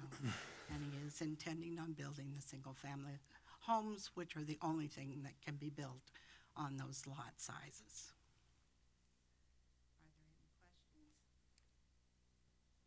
I'd like to clarify a couple of things. Sure. This is phase 3 of this development. And as I think you had indicated, in phases 1 and 2, he had a similar situation where he did not meet the floor area ratio for a single-family home, but he was granted a variance to build those homes. So now you're asking to rezone to RS2, which would allow for greater density on those lots so that he can build single-family homes on those lots. Technically, yes, it would allow for greater density. His intent is to build a 4-bedroom single-family home, which is what was built on the phase 1 and phase 2 where he got a variance. Okay, so RS1 has, did you say 40%? 40% lot floor area? coverage, and the... What is RS2? 50%. 50%. Mm-hmm. So Okay. it falls, what he wants to build falls right in the middle. It is the only other option that we have within our existing zoning code, except for granting a variance on every single lot, which would be what he requested. What controls are in place to ensure that the stated intent is followed with the build-out of all of these lots as they're taken down? The existing plat has the lot size at the 6,325 square feet. The minimum lot size for a duplex or two-family is 6,500 square feet. A duplex could not be built on those smaller lots. So there's not a single lot in Phase 3 that meets the minimum land requirement for a duplex. I will be honest with you, I believe the two corner lots are Yeah. large enough that they could theoretically fit. They're large enough to, because they're slightly bigger being corner lots. Okay. They could theoretically put a duplex on those. So if the intent is to allow for a greater floor to area ratio, can we place a restriction on those two lots to only allow single family? We cannot. And that's the. Why didn't they ask for a variance if they did that into their? They're gonna have to ask for 20 Well, or something. they There's did 20 want to lots. ask for a variance. We don't believe that the variance is the appropriate remedy. I mean, we think they should meet the current ordinances. There was a reason that single-family homes were limited to 40%, and we think they should either get the rezoning to allow the higher density, or they should build meeting the 40%. We don't believe there's any justification for a variance in this case. Or are there any other allowables in the RS2 that aren't allowed in RS1? No, simply the higher density and the two-family versus single-family homes. But as we mentioned, other than the corner lots, without going back and replatting the whole neighborhood into larger lots, they could not fit a two-family dwelling on any of those lots except the corner lots. Okay, I have a question also. So on RS1, with a zero boundary, like a patio home, are you saying that that is still only 40% of the lot is a dwelling? No, the Zero patio home lot zoning line. is a different zoning Okay. district that also allows a Is there greater a way, percentage. okay, is there a way to do something similar to this and go to the RS1 and not do variances on each one? Where you have more of a zero lot line or something like that, Yeah, and that way you could do Seems to me that there's a lot RS1, cleaner zero way. lot I was line. going to say, the concern that I think a lot of us are going to have, and I'm sure that the folks that have showed up in opposition to this have, is that we rezone this to RS2, and those two lots where they have the minimum square footage end up with duplexes. And even though that's not the intent, we have no control if we've granted the rezoning to prevent someone, either the current developer or if he sells the lots down the road, from someone else doing that. And I think the intent would be to keep single family on all these lots. And the problem with the patio home or zero lot line zoning district that we have, it not only allows a home to be built to the property line, it actually requires it. And so in this case, they want to build a home in the middle of the lot, like a normal single-family home, not right on the property line, and so that prevents us from rezoning it to a townhome. The only other alternative would be a planned development that would basically apply RS1 zoning, but with a higher floor area ratio or lot coverage. Patio homes are not built on the whole lot. They are. Zero lot line. There's a zero lot line, but they Yeah, are They're not. required to be within 1 foot of the property line. So you can't build a zero lot line home 5 feet from the property line like a normal single-family home. It has to be right next to the property line. No, they're all built that way. They're all built that way. You're confusing townhomes and patio homes, I think. Patio homes are single RS. The zero lot line zoning district for zero lot line homes requires that one wall of the home be within 1 foot of the property line. That's not for patio homes, and they are zero lot lines. There are a lot of homes in San Angelo, patio homes in San Angelo that don't meet that Patio homes are not requirement. that way, and I mean. What's the reason for not doing a planned development and instead zoning this to RS2? How is that cleaner? I think one of the concerns we've heard over the years is the misuse or overuse of planned developments. And the idea is the city through the city council, has adopted zoning districts and said most development should occur within one of these types of districts. And then a planned development is for a unique situation where something different about the development warrants applying special rules. Okay, So if you see this as one of those cases, that would be an option. I was going to say, the problem I have with this is that the original plat was approved. If all these lots are too small for single family, it should have been kicked back before it got approved in the first place. Did our subdivision standards change over the course of this development? I mean, how did this get approved in the first place? Well, the answer to that is these lots are big enough for single family. Just not the floor area that they want. Not big enough for the floor area of homes. So you could build a single family home on each of these lots and meet the 40%. Then The developer needs to go back and redraw them and have it replatted. Right. I think that, I'm sorry, I think that if you, look, the developer, in my opinion, needs to go back and needs to change the plans according to what he can currently do the way it stands today.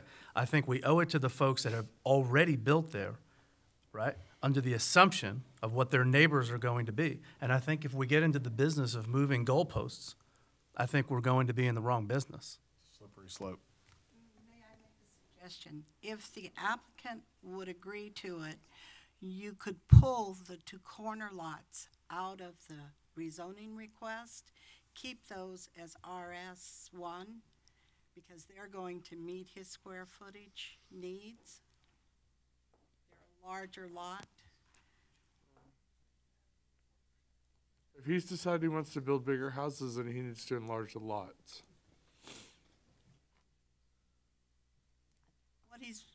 What he's proposing and what he wants to do is what's already existing in the neighborhood.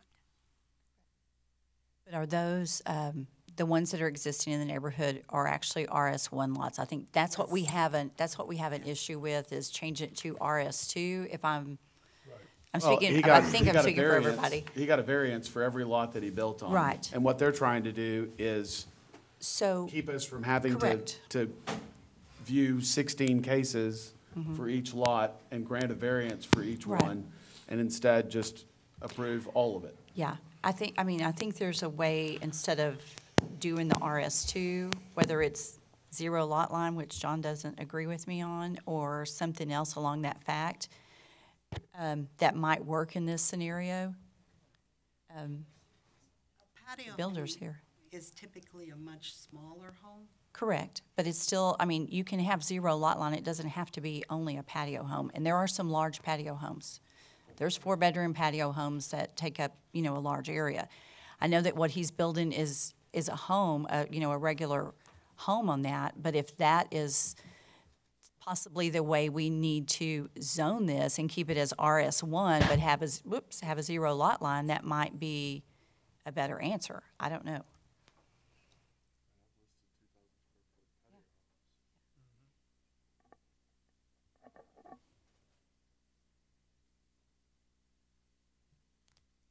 Okay.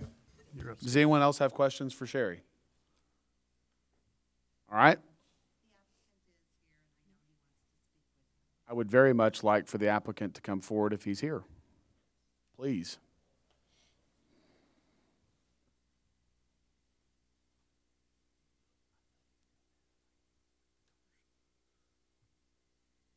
Hello, I'm Austin with Sierra Vista Construction. I'm representing the applicant. We are the owner, developer, and future builder of this property. We did build in these prior sections as indicated on this plat. The yellow are the amended areas that we had looked at in the past. Our primary concern here is building larger homes on these lots. We're not trying to bring in duplexes. We've never built a duplex. It's not something we're looking to do. If it did make everybody's ease of mind and make this go through, I would be willing to exempt those 2 corner lots to just get our greater floor area ratio rather than to get too much backlash with the community. We're not trying to upset the community. We've actually built the majority of the houses in the community. Our initial section was the Baker Ranch section. We built many homes in that area, And what we're trying to do is bring the same quality, same size home from one section into the adjacent Trinity West area.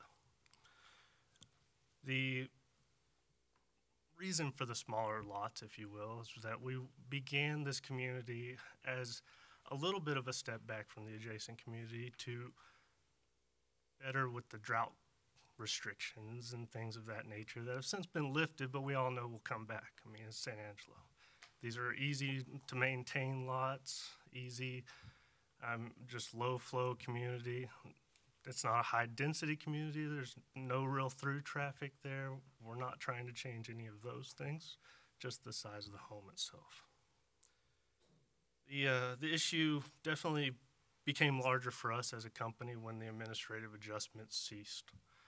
We were trying to modify plans from Baker Ranch community and then build them again in Trinity West, just with slight modifications.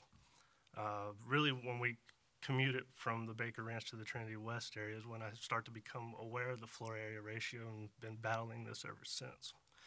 There's kind of small nuances with the floor area ratio that not everybody's aware of, such as porches. Porches, garages, those sorts of things that aren't necessarily increases to the heated square footage do affect our floor area ratio. And the way the floor area ratio is currently written, if I put a porch on the corner of a house rather than centered in the house, not centered obviously in the middle of the house, but on the back end of the house, the porch on the corner doesn't count against me in the floor area ratio because it's not enclosed by 3 walls or more. But if I put the porch in the middle of the house, it's enclosed by an additional wall, making us 3 walls, and we're no longer able to build that plan because the floor area ratio is exceeded. So the proposed solution that we worked with the city to come up with, the permit office, the planning section of it, is to just go to an RS2 zoning. They thought that this may be easier than the plan development because it already has set guidelines. We're not trying to invent the wheel at this point. We're just trying to find a place within the guidelines that are already set. I know the outsider fear is definitely the duplexes. I get it from every perspective. I'm also an owner. I live in the area. I wouldn't want a bunch of duplexes. I did read one of the letters that was mentioning higher traffic. Duplexes lowering values. Those concerns, they're just not something that we're looking to bring into the area. Bigger houses are typically better value houses as well. We're not trying to go and build a lesser quality house by any standard. The additional percentage, as minimal as it would be, would still allow us to build the bigger houses, and we would keep under the 6,500 square feet on the majority of the lots as currently proposed to allow us to build single-family houses and neglect the possibility of the duplex. That's pretty much all I have. Thank you. Austin, would something like a 0 lot line work for you on that? If we did these that way so that you have more of the area that you could build on instead of making it RS1, RS2 and keeping it as RS1 or not? Kind of speak to this in both directions, both as a builder and a homeowner in the area. As a builder, it may help alleviate some of the stress that's being brought on by the change in the zone. However, I think that would change the cosmetic appeal of the neighborhood. You're looking at an extension of Merrick Street as currently shown here. If we shove half the houses over to the 0 lot line, or we start to change those sorts of things. Instead of it being centered on the lot, right? Yes.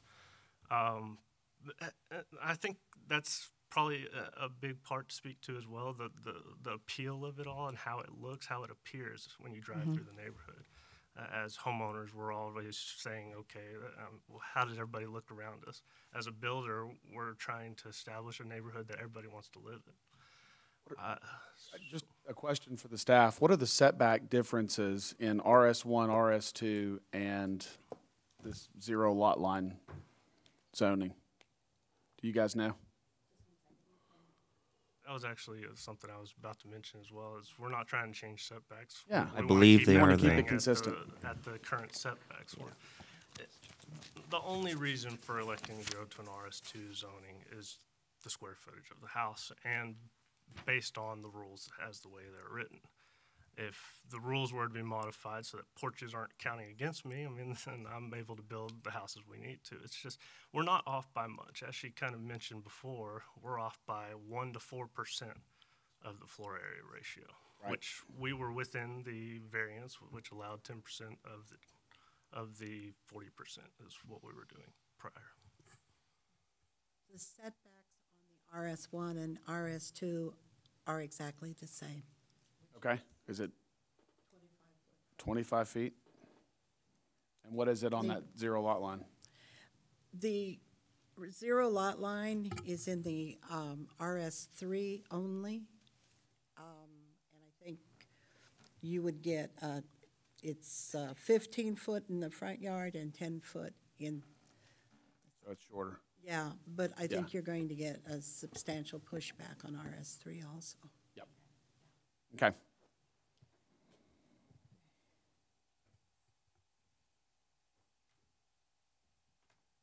Okay. What are your plans as far as building time on these? How many lots are there? We have about 2 remaining unbuilt lots in our, in the previous section. We'll be building those 2 out, I would say by midsummer, we'll start construction at least. Following that, this development, or this street's not actually developed yet. The plat approval was just done. We're still gathering some information before constructing the street itself. We probably wouldn't even start construction on any of these lots until late this year, if not early the following. What size are those lots? Most of them are 62 by 102. Okay. The corners are different. Are the corners a lot different in that you could go back through and maybe, I know that, fix it where the lots are wider? The only real reason for those corner lots being different is that they have a larger side setback because of their proximity to Trinity, or to Twin Mountain Okay, Drive. true, okay.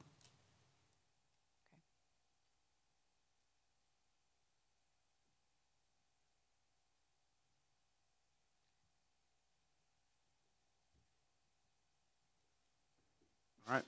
Anyone else have questions? Thank you.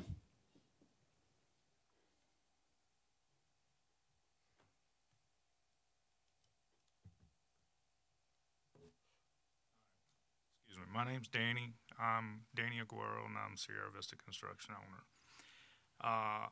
This community here, along with Baker's Ranch, Saddle Club, began many years ago. I mean, not too many, but, you know, that's within 10 years. I've been involved in this growth, and I'm not here to put duplexes in that area because the community has been brought up with single-family living, and I support it.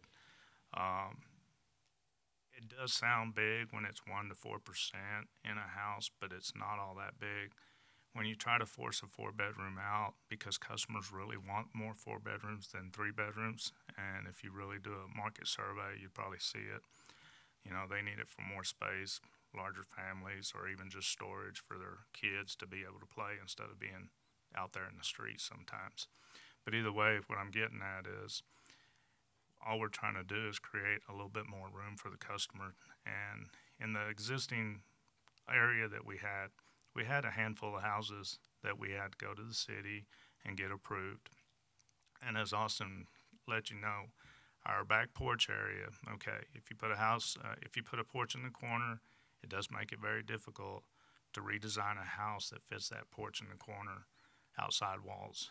I mean, it's just real difficult because a lot of people want to look at their backyard. They want to see the nook area facing the outside. They want to see the master bedroom facing the outside so they can keep an eye on their kids. So when you put a porch there, it kind of puts it in the corner of the yard. That means you can't see the whole yard from the center. Okay. Now, on the other end, with the city having constraints about the 3 walls, if we didn't have those constraints, we would be able to stay inside our program and build these 4 bedrooms. But because of those constraints, it has restricted us to give them that extra footage they need to get a 4th bedroom or even a larger 3 bedroom. But most of the time it's the 4 bedrooms that customers want. And we try to balance our ratio, whether it be 3, let's just say for every 4 bedrooms lately, it's been 1 and 1, sometimes 2 and 1. Depends on, the customer flow. Right now, we're limited. In the location that we're at, the last few houses that we have, they're all 3 bedrooms because we can't put a 4 bedroom like we used to when we got approval from the city by going in and getting a zoning set up. Like I said, I'm for the customer. I'm here to keep everything the same as far as the house appeal, the location of Baker's Ranch / Trinity West. When we got this property, it was already established from previous developers. We purchased what was there, and we made it work in the beginning, and it was always positive up until this past year. Like I said, all we're trying to do is keep the appeal the same and help the customers get what they want. As far as the last 2 lots, I have no problem putting any kind of restriction to keep duplexes out because I'm not in for the duplex there. Those last 2 lots, the easement is the key for that. The city has an easement on one side. We're getting ready to put sidewalks into that one because the way the city wants it developed for the kids to walk on because it's right off of Twin Mountains Drive. So, as I said, we're here just to support the city, support the customers in that area. We're not here to change it and make it any different. So Danny, on those 2 corner lots, if they stayed RS1, you could build the houses that you guys want and meet all of the floor area requirements and square footage requirements. Is that correct? Okay. Can those 2 lots be exempted from consideration for this rezone? Sure, your motion would simply be to approve as requested with the exception of excluding those 2 lots. Okay. All right. Thank you, Danny. I'm going to open this up for public comment. If anyone else wishes to speak in favor or against this case, please come forward.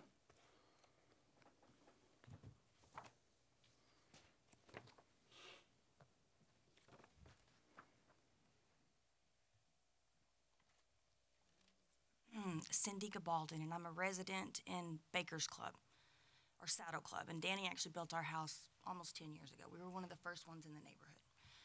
I'm also the president of the HOA that Danny put in place when he initially started building these homes. The general consensus of the neighborhood is we don't want R2 zoning. The lot size now may not fit a duplex, but we don't know what's going to happen with that property later. That it may be sold and then it is R2 zoning and then we don't have any say so in an apartment complex or duplexes going there. There has to be, we would like there to be another way to keep it R1, amend it or let him ask for approval because you just, the thought of, and he does live there now, he does live in our neighborhood and his, son-in-law and his daughter do too, but who's to say they're always gonna live there? Who's to say his intent? Right now, that may be the intent, but we just cannot tell the future. We, as a community, would prefer not have the option to have duplexes or apartment complexes 2 blocks from our house. That's how, if there was some guarantee that that could not happen, then we wouldn't have a problem with it. But we have no guarantee. Besides the size of the lot, they could easily, in my opinion, that the whole plan should be redrawn to have bigger lots. Period. If he wants to build homes, bigger homes, then he needs to have lots that are bigger. Because if you go across the street where I live, there are plenty of empty lots that are big enough for big homes. He just doesn't own them. So there's not that much of a need for bigger lots in that area. You can drive and see there are plenty of big lots just not owned by Danny. So that's our concern. Okay. Thank you.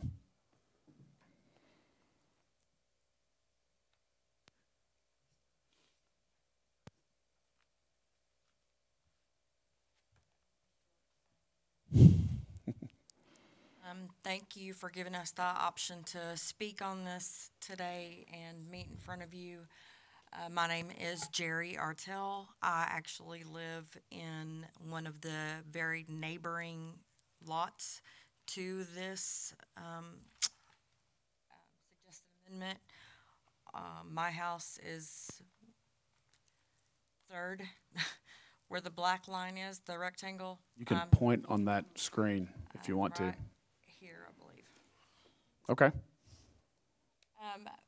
And I'm going just to echo Cindy's concern. She came and spoke on behalf of our HOA. We requested that she do that. I'm also the secretary for the HOA, so for this entire area here, this entire area back here, there are several concerns. I personally do not know Danny, and I hope that he has the correct intent. However, I know that there have been in the past things that were his intent that were not followed through. So just having someone come in and say, hey, this is what I want to do, doesn't always come out to what actually gets done. So some sort of a guarantee or some way to watch over the process would be necessary to make us comfortable with the rezoning of this. I believe, from what I heard Danny say, what he is asking to do is build homes that are very similar to my home. It's a gorgeous home. The 3-wall thing with the patio inside is what my home is, and I'll tell you, it's ideal. However, and that's what he's doing, that's fine. If there is a way to make that happen on the 2 streets behind me, I think that would be ideal for our community. It's in keeping with what we already have. But I would believe that this board or this planning committee has the power to do that without rezoning to RS2. What Danny wants to do may sound fine right now. It may actually be what gets done. But 10 years from now, 15 years from now, I don't know that Danny's going to own those lots. We don't know that those houses are still going to stand. And if somebody else has an RS2 zoning and the rules have changed for the sizes of duplexes between now and then, what happens? You know, I believe that there's a way to keep the RS1 and to do what Danny's asking to do without the rezoning part of this. So that's my 2 cents in opposition. Thank you for hearing me. Thank you.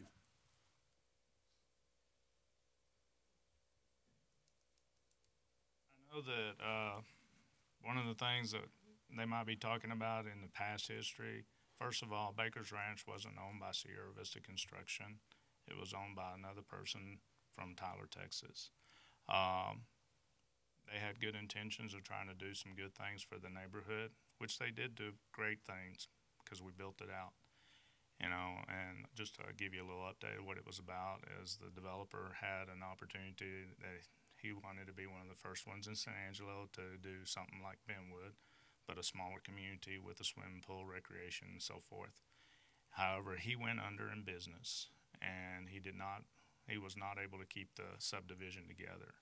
So as a builder, all I did is came in and helped him manage the property the best we could to stay above water and build it out for the residential homes. We tried our best to come in with the location, but it wasn't able to be done just because of the hard times that he was having with the subdivision. I mean, everything else, I feel like as far as Sierra Vista Construction, we've tried to put in the standard 3, 4-bedroom homes, residential, you know, RS1 style. Like, you know, this RS1 versus RS2, that's the key, the lettering of the two. When we were RS1 and when we could go to the city or downtown and get approval for that 3 to 4% or 1%, you know, it was fairly easy. But then they changed the rule to say, you know, we need to do it this way. And I can't tell you the rules. Probably Austin can better than me, but I'm just saying that we had a really good system going in and saying, can we get help? And we got help. and we'd appreciate the city when they gave us help.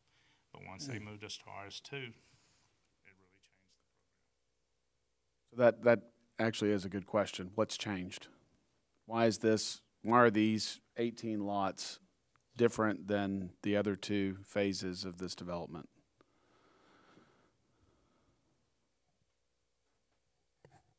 I'm not sure I understand the question. Why is this section different than the previous? Yes. Were the lots granted variances in RS1 on an individual basis in the other two phases? Yes. And I think our concern is that we would not necessarily support that. That's an option for them to go through the Zoning Board of Adjustment. We believe that this is a cleaner way to handle it. In the past, it was very easy. I'm not saying it was easy, but we had good people in the city downtown working with us to approve them. I mean, we never really did anything that was crazy outside the box. We really tried to stay, and it's hard to do that with that 1% to 2%, 3% based off of the way the house is designed, And as you can tell, I mean, it's taken us a while, but the economy came down on us this last few years. But we built out that whole section because of the approval from the city under RS1, doing what we needed, what the customers were wanting. And in this last phase, you're asking 10 years or something, the customer's saying. It's not 10 years. To be honest, worst case scenario, my goal is to be built out in 2 years. Best case could be sooner than that. The economy has been fair, and we're hoping if it stays fair that we'll be moving in there and trying to build as many as we can within a time period. But, we've had to, finally get there, and it took us a while. But we didn't get there in time until they decided to change the RS1 to RS2. Okay. I have a question then. Yes. Okay, so Danny's been coming up here, you've been getting variances for individual lots. From the ZBA, not from us. Correct. I think. Is that correct, John? What's the question? The Zoning Board of Adjustments reviewed the cases in phases 1 and 2. Correct. For allowing for the higher floored area ratio than would be limited by RS1. As Planning Commission, would we be able to do a variance for these lots that are listed on this particular black square or rectangle that you have there to have 50% build out instead of the 40% and leave it as RS1? Well, yes and no. I'll address the no first because our zoning ordinance as well as state law gives the power of variances to the Zoning Board of Adjustment. So they would have to be the ones to do that. You could accomplish that through a plan development, however. You could adopt a plan development district that simply says it's based on RS1 zoning with the exception of allowing 50% floor area versus the 40%. So I think if that's the direction you're going, that's what I would recommend. That's what they're asking for is a larger build out, the 50%. They only want to build single family dwellings. And I think our concern is if a developer, Yeah. if the city council has adopted development standards for each type of zoning district. Sure. If each developer I want 5 foot closer setbacks on this development, and they come for a plan development, or I want slightly larger homes, so let's do a plan development. Our fear is that we would soon see many, many plan developments just tweaking this regulation or that regulation. Right. But what Danny's trying to do, or Sierra Vista, is to take these they're already lots, they're everything, that's already been done. It's just making it feasible where you're able to build the larger homes on there. Would you have an issue as a planned development? Is there anything extra that he would have to do? Not unless you require it. Okay, so we could say this could be a planned development with the ability to build up to RS2 properties size. Floored area. Yeah. Yes, you could do that. Okay, instead of changing it that way, it's still RS1, it's planned development, but it can be built up to the 50% of the property, correct? Yes. Okay. Would that work for you? We'd be in favor of that. You're trying to get a fourth bedroom, isn't that right? Ultimately, that you're trying to get a fourth. Why can't you just make it 2-story? Are there deed restrictions or? Floor area ratio still applies to 2 stories. Okay. Also, the cost factor on 2 stories is not as good. In other words, for some reason in the market here in San Angelo, the budgets do not come in on 2-story houses as well as a single floor plan. I know that you see a handful of them that Trendsetter did in that location, but that's why they're not here anymore, because they lost their money and they went after it hard and they did it. And I mean, we tried. We even went into customers that wanted us to remodel their 2nd floor. I mean, the whole thing was a hoax when they came in. I think if, just to add one more thing, if that's the direction you're going, I think, based on discussion with legal, it would probably be best to table this and direct staff to bring back a plan development at the next meeting, and then we could put that together. And it sounds like that wouldn't cause a timing issue with these guys. Is that right? Just an extra month? SKG said that we're pretty close to finishing their end of the paperwork with planning and so forth. I mean, we're looking at hoping that in February we're writing the budget for the street to go in and so forth. We were hoping possibly. This still would not saying- hold up the plat at all. You could still go through with that. That's the key. I mean, the problem is, but if we have to redesign a lot or something, you know, if y'all are going back different ways, the key is that this has already been turned into the city. The city's going through it, approving it for the most part. And at this point, we've gotten an email saying that be ready to set your budgets to the financial institutions, and we're just kind of waiting on a few things like this to make sure we're good to go. If we do wait for 1 month to vote on plan development, then it still has to go to city council, so that's going to be an extra month delay for them. Correct. But if we make them change the size of the lots, they start all over, so. I think the plan development's the way to go. And I don't see any reason not to vote on it today. We need Joe back, though, before we vote, or have a motion.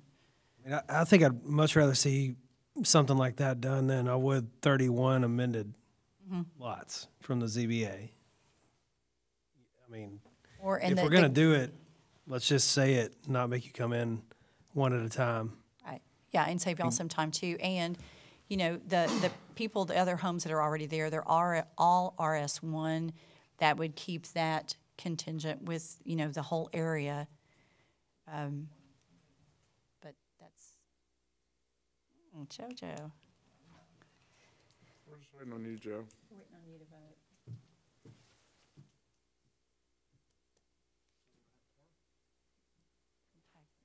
I wanted to make sure you were included.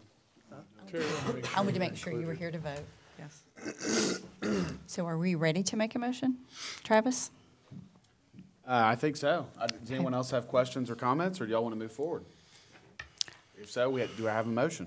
I would like to make a motion to have this area set aside as a planned development with the building to be considered the same as two-family residential RS2 zoning district, which would be 50% of the lot size. A second. So do we need to table this for you guys to put the PD together and bring it back next month? Or is this something we can vote on and pass right now?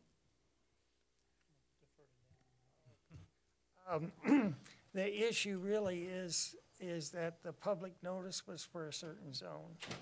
Now you want to go to a different zone? Yep, we got to change it. Right. We got to, yeah. Okay.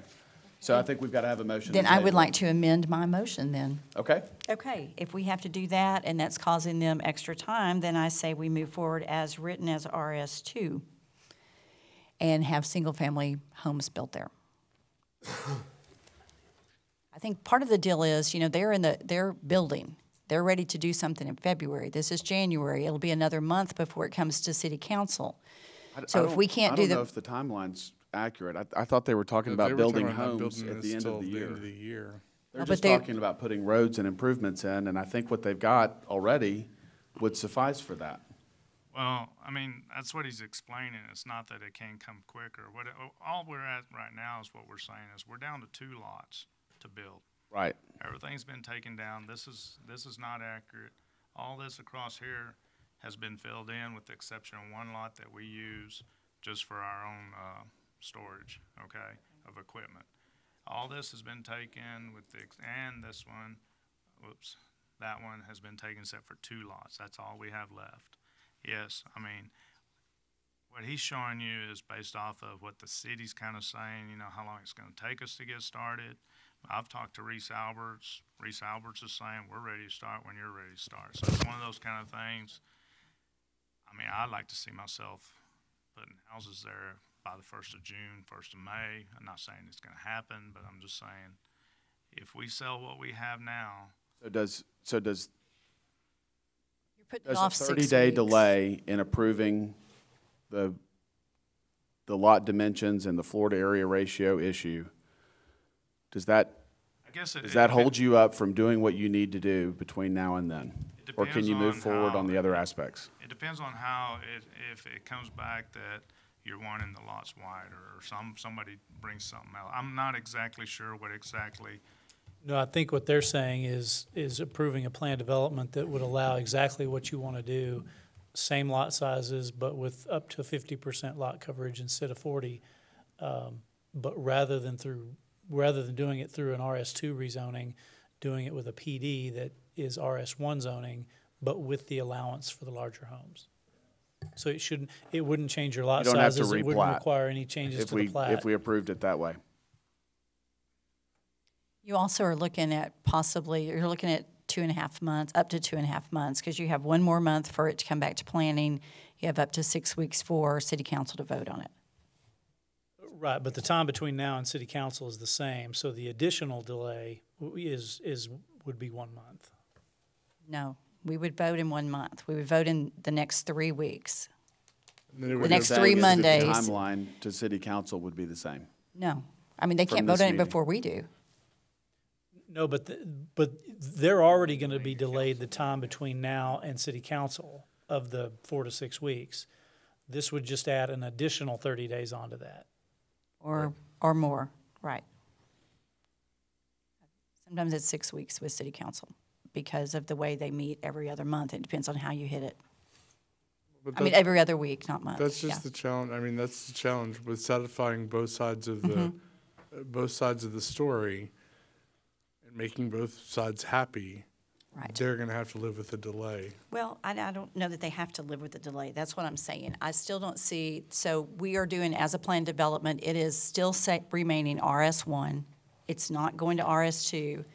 The letters that were sent out they were sent out as RS2, changing that. This is less than what the neighborhood thought it was going to be. Right, but your motion is to move forward with RS2. So No, that was just because I'm ready for them to go. But the first one was the one that I really would like to go. A plan development. Yes, plan development. I'm all for, but And that, in order to do that, we would have to.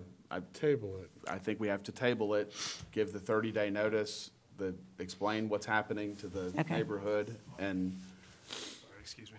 Are all factors not appeased whenever we go to RS2 zoning with the exclusion of the 2 corner lots? I think the neighborhood association folks have indicated that they're concerned about RS2, not for what you guys are doing, but long-term.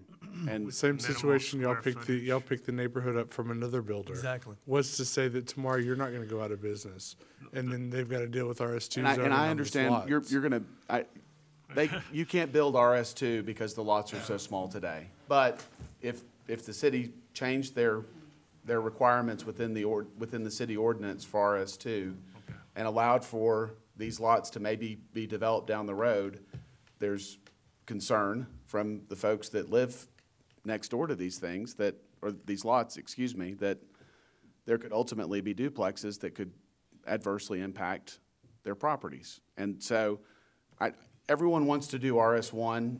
We're trying to be as accommodating as we can, and I think RS2, because of the concern from the neighborhood, is maybe not the best option for this. Unfortunately, in order to do RS1, it's going to take 30 days for us to give notice to everybody about the change in zoning, because it will be a planned development. We We're have a motion changing on the the floor to floor. area ratio within RS1, which means it's not RS1 anymore, it's a planned development with RS1 restrictions, except for the floor to area ratio. So either way, we should still be able to keep going forward with the plat that we have, is what you're saying. Yes, either option shouldn't affect your plat filing and road construction and all of that. It would only affect when you come in for a building permit on the first house. That's really the timing we'd be talking about. My only other concern with it is what other stipulations might be placed on the plan development, or is it strictly? That's up to these guys, and it sounds like they're only wanting to allow the additional square footage, but with no additional restrictions. We were trying to bump the floor to area up so that you guys could put these 4 bedrooms on it. We appreciate it, and that's fine. We're Yeah. just trying to make sure. We're not going to pull we're not trying to pull the rug out from under you It's guys. just the plat. We're just trying to understand what it does to us, because if it changes the plat, we're already into it. Okay. Okay. I do have a question for planning. So since this will definitely be on the February meeting, okay, because are we behind the date to, because this is the But 4th? if you table it to that meeting specifically, Okay, we'll make it work. okay, great, We're going to thank table, you. Table it to why don't we February. table it to February? There you go. Does anyone have a motion? I make the motion. She's, we had a motion on the floor, we have to vote on, or she has No, to it amend wasn't seconded. Sorry? Oh. Yes, if you'd like to come up and speak right quick, sure, please. Speaking from the HOA, Yes. the secretary, this is the president, we are both, just wanted to make it kind of official, that we're definitely in support of that. I hate that it makes them have to wait maybe just a little bit, but I would actually we would be in support of the planned development at 100%. Okay. And we're actually willing to come back to the next meeting in support of him doing that. Since we were here today in opposition, we would be willing to do that. Thank you. Moving forward, okay? Thank you very much. Okay. Okay. Do we have a motion? I'd like to make this into a table for a planned development to come back in February that states that it will be zoned RS1, but it will have the building capability of RS2 as far as the footprint on the property. However, that needs to be reworded. A second. Okay, we have a motion and a second to table for the staff to propose a PD with an increased floor to area ratio on single-family residential. All in favor, say aye. Aye. Aye. Opposed? 7-0. Okay. Thank you, guys. Right-of-way abandonment. City Council has final authority for approval of the vacation and abandoning of public right-of-ways. Street right-of-way abandonment, A. Joseph. Public hearing and consideration of a request to approve the abandonment and vacation of a 15-foot wide by 400-foot long, 0.137 acre public alley generally located east of 44th Street, west of Bonham Street, north of 43rd Street, and east of Bowie Street, more specifically located between lots 1 through 16 within Block 38 of the Lakeview Addition. Mr. Fisher.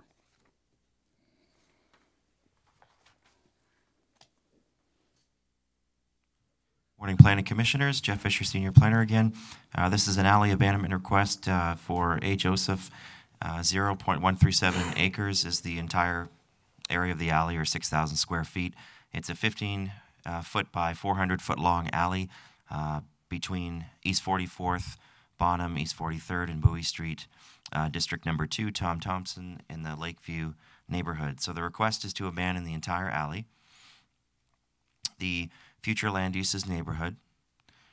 The current zoning is single-family residential. My apology about the photos there, but this is the description here. so it'd be 6,000 square feet as mentioned.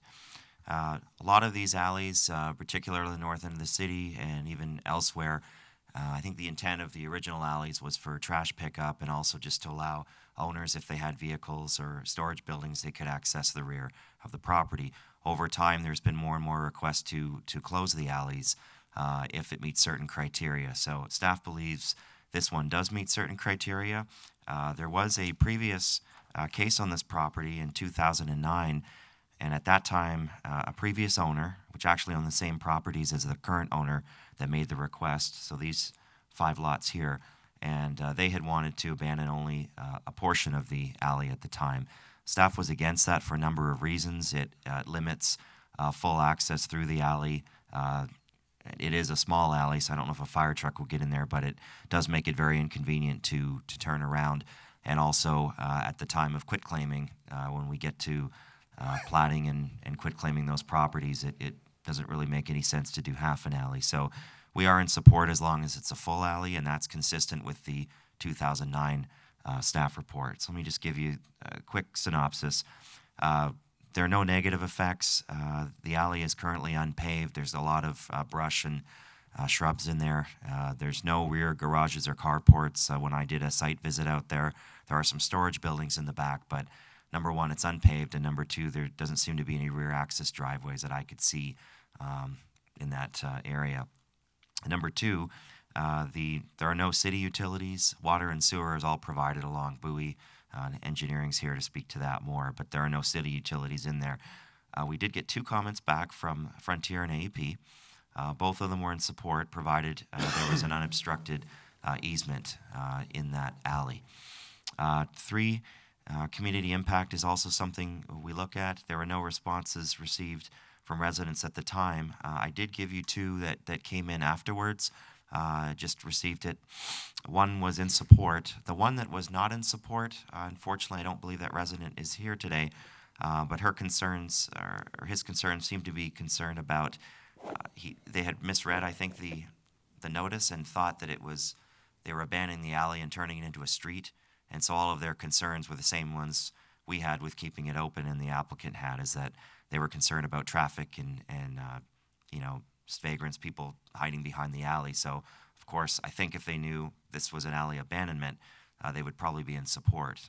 So it's one yes and one maybe, I guess.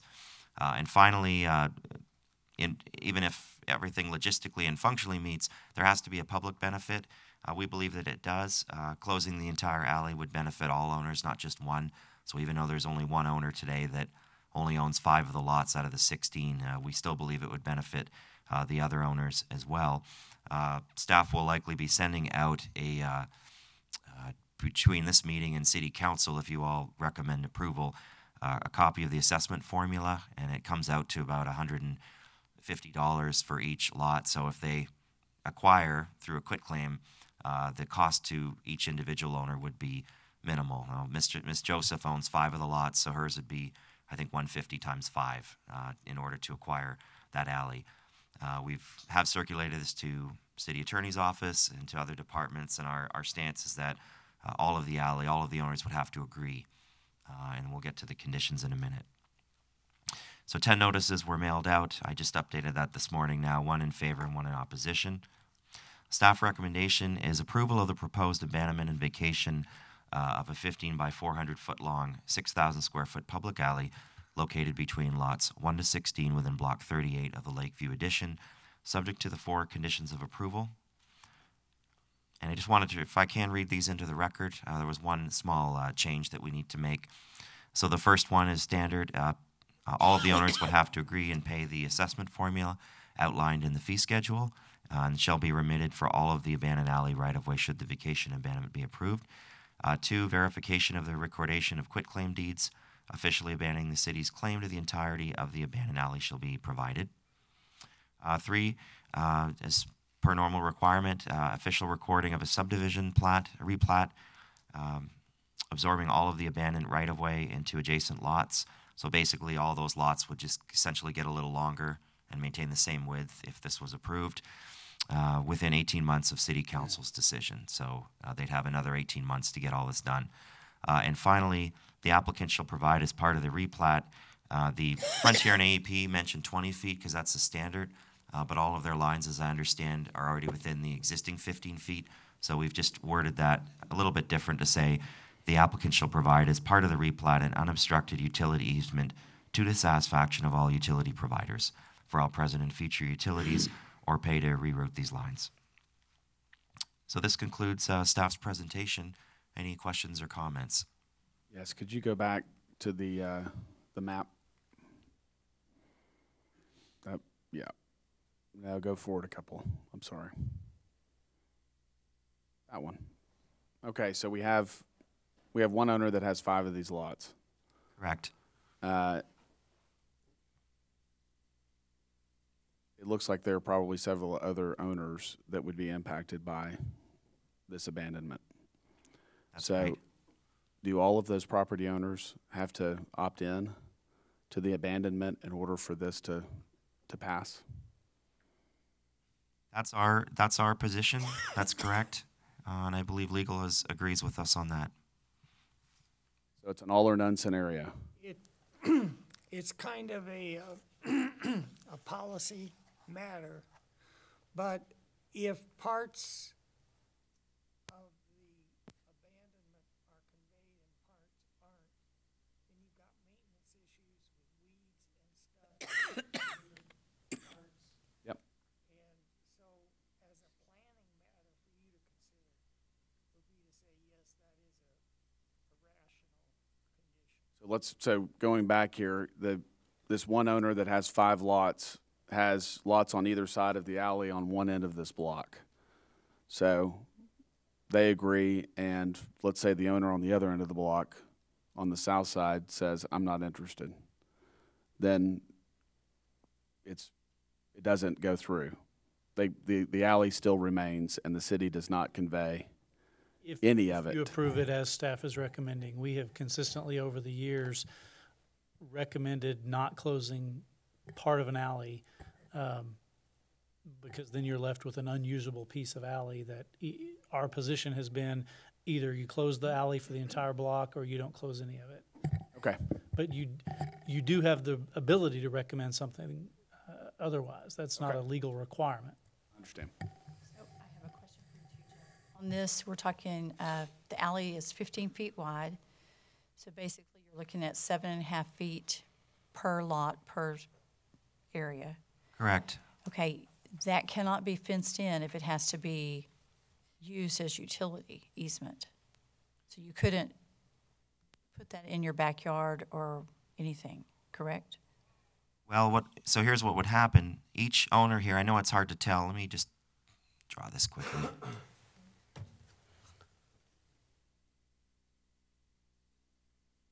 So basically, everybody would get their incremental 7.5 feet. So each of those, so this owner here would get this one, and this one would get this one, et cetera. I did talk to Frontier and AEP a couple weeks ago prior to the meeting when I drafted the staff report. Both of them are against fencing in there, so unobstructed means no fencing. They could technically pave over it, but they couldn't have any fencing. They need to be able to access their lines and their fiber optic cables if they had to. So in theory, they'd each get an extra 7.5 feet, but their fences couldn't extend past where they are now. Okay. If they did that, they'd be in contravention of Frontier and AEP. Understood from the presentation.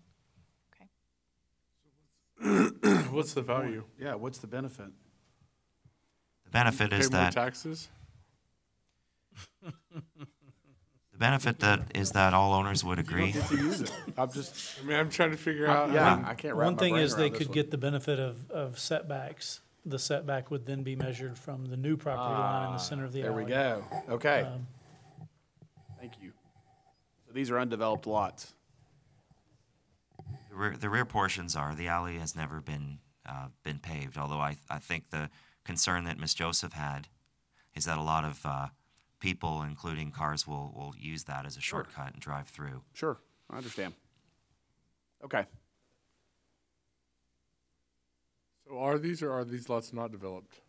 Are the 5 lots in question developed or undeveloped today? They're developed. They're developed. Yes, and I believe the actual ownership tract, because she owns multiple lots. It doesn't show the platted lots here, so there's an extra couple in here. But basically, there's a home on this one, and then there's I believe a home as well on this one here, and all of these lots have homes too.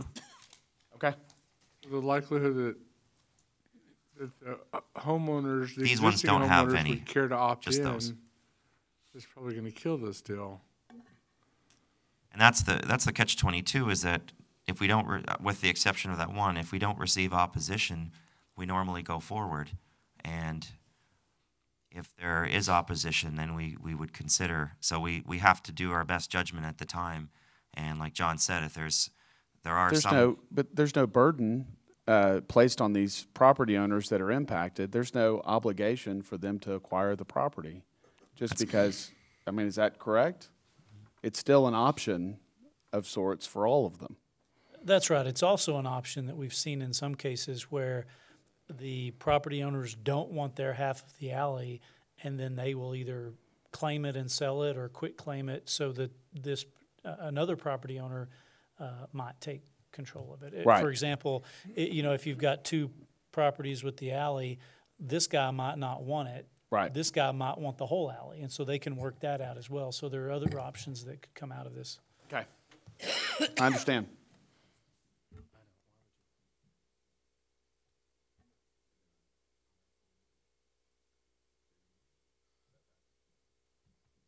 Okay.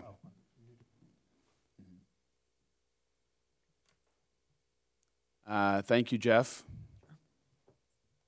I'm going to open this up for public comment. If anyone wishes to speak on this case, please come forward.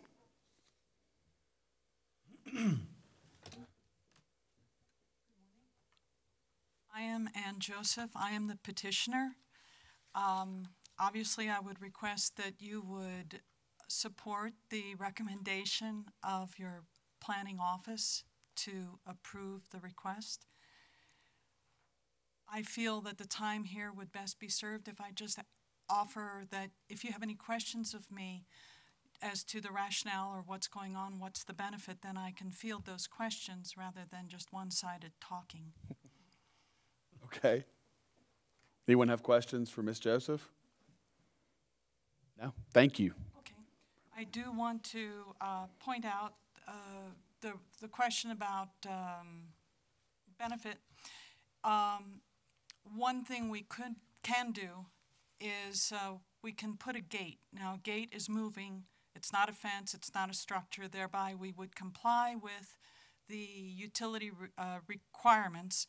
But the gate going across the alley would help limit foot traffic, and we have students, going to Lakeview.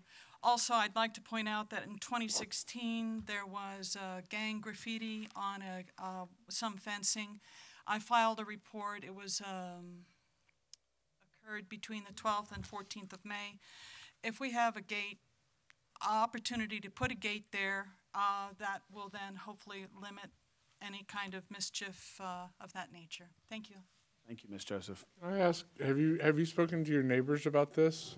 I mean, is it something as a community or a neighborhood that y'all are all? I have spoken with the owners identified as 4.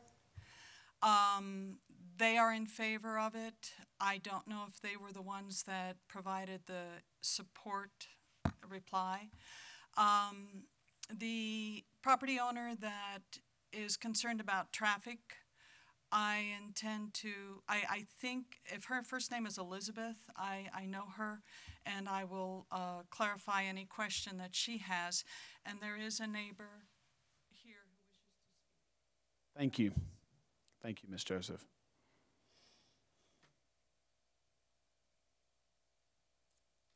Morning. I'm Eddie Garza. I own property 6. Me and my father, we built that house for me and my wife. I heard what y'all were saying about the whole abandonment. For it. Reason being is because you know how last year we had all that rain come in and the weeds got really tall and it was hard to get the city going out there. So I'm not gonna put a $1,300 lawnmower out there to knock it down, or bring my dad's Ryan tractor out there to knock it down every 2-3 weeks, or when the rain was coming like nonstop. And then we're getting notices like to show like, hey, you need to show take care of the back of the alley. And I'm like, well, do I own it or does the city own it? That was the issue I was having, because I'm a full-time student right now and working full-time overnights at Ethicon, so it's kind of hard to juggle everything and then getting notices in the mail and everything like that. So it's tough, I'm not gonna lie. And so if we can enclose it, I know I can't enclose just my I wanted to enclose my full property, and that's what I had called before, and they said no, I can't. I can only do half of it to maintain half, and the other neighbor maintains the other half. So I don't know what will be the best solution for us here. But as far as abandoning it, yes, I can maintain my area, and I'll be responsible for that part. Instead of hounding the city, because they were giving me the go around. Right. I understand. I know. It's just I used to live on hard. the other. I lived on the other side of Lakeview, and we got letters because other people didn't maintain their alley, so we had to, you know. Yeah. But. Okay, thank you. Any other public comment? All right, I'm going to close public comment. Any discussion or a motion? Anybody? Move to accept as presented. Second. Okay, we have a motion and a second to approve as presented by the city staff. All in favor, say aye. Aye. Aye. Opposed? 7-0. Text amendment. City Council has final authority for approval of text amendments. Public hearing and consideration of amendment to the City of San Angelo zoning ordinance to allow for an exception or variance procedure for on-premise sale of alcoholic beverages within 300 feet of a school in the Central Business District. We'll make this very quick. This is, I know the time. Thank you, Ms. Bailey. At the request of City Council, staff was asked to look at the possibility of allowing restaurants within the Central Business District who wanted to serve alcohol, excuse me, or wanted to establish up towards the northern area of Chaburn within the Central Business District and wanted to serve alcohol. What was the best approach? We looked at, and the one on the right shows you the school property that required the 300-foot separation area, and shows all of the lots that were affected by that 300-foot. We looked at a smaller separation number of 150 feet or something along that line, and realized very quickly that we would be benefiting one side of the street over the other side of the street. Did not feel that that was the job of the planning department, certainly, to propose. When we looked at state law does provide for a variance procedure. As we looked into that further, it became apparent that that variance procedure, which would allow the city council to act on individual requests and to evaluate each request separately, that would be the best approach to use. It's already established in state law, and the action by ordinance change would be actually very minimal. It would not affect the zoning code at all. It would not affect our use code. The only change would be to provide in Chapter 5 under Business and Commerce the statement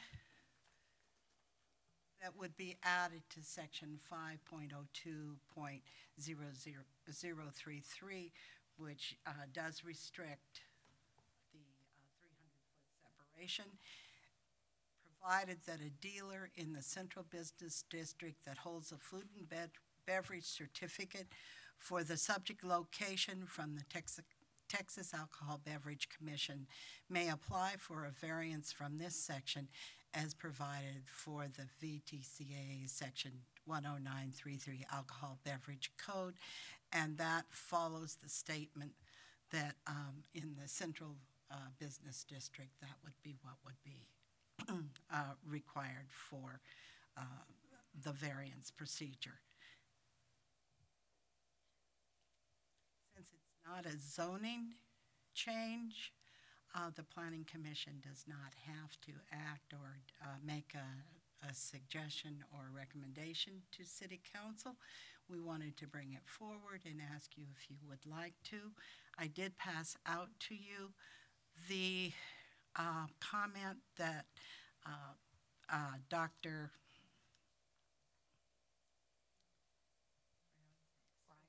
Right. All of a sudden my mind went blank. Dr. Bright had sent back to my notifying him what we were proposing, and he did make a comment back, and he will be, or someone will be recommending the school district at the City Council meeting. Okay.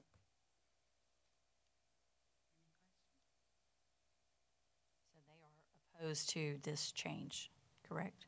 Right, and when I talked to him on the phone, he said that it is their policy to be against any change in that separation, no matter where it's located, although he understood what everyone was trying to accomplish within the Central Business District, because that's the area that the council is really wanting to move forward on, and having that northern end of Chadbourne really being affected by the fact that there's school property, although the school itself is not right there, the school property is there, and it does affect that northern block and a half. Okay. Anyone else have questions for Ms. Bailey? All right, thank you. I need to open this up for public comment. I'm assuming, yes. So if anyone wishes to speak on this case, please come forward. State your name. All right, I'm going to close public comment. Discussion among us. Anyone have any thoughts or opinions on this? Asking us to do anything with it? What are they asking? I don't get it. I think what the city council's asking us to do is to allow them to the latitude to grant an exception to this distance from a school in the Central Business District, and the only school that's impacted, or the area, is the freshman campus, Old Edison Junior High. Ultimately, they have the deciding vote, so.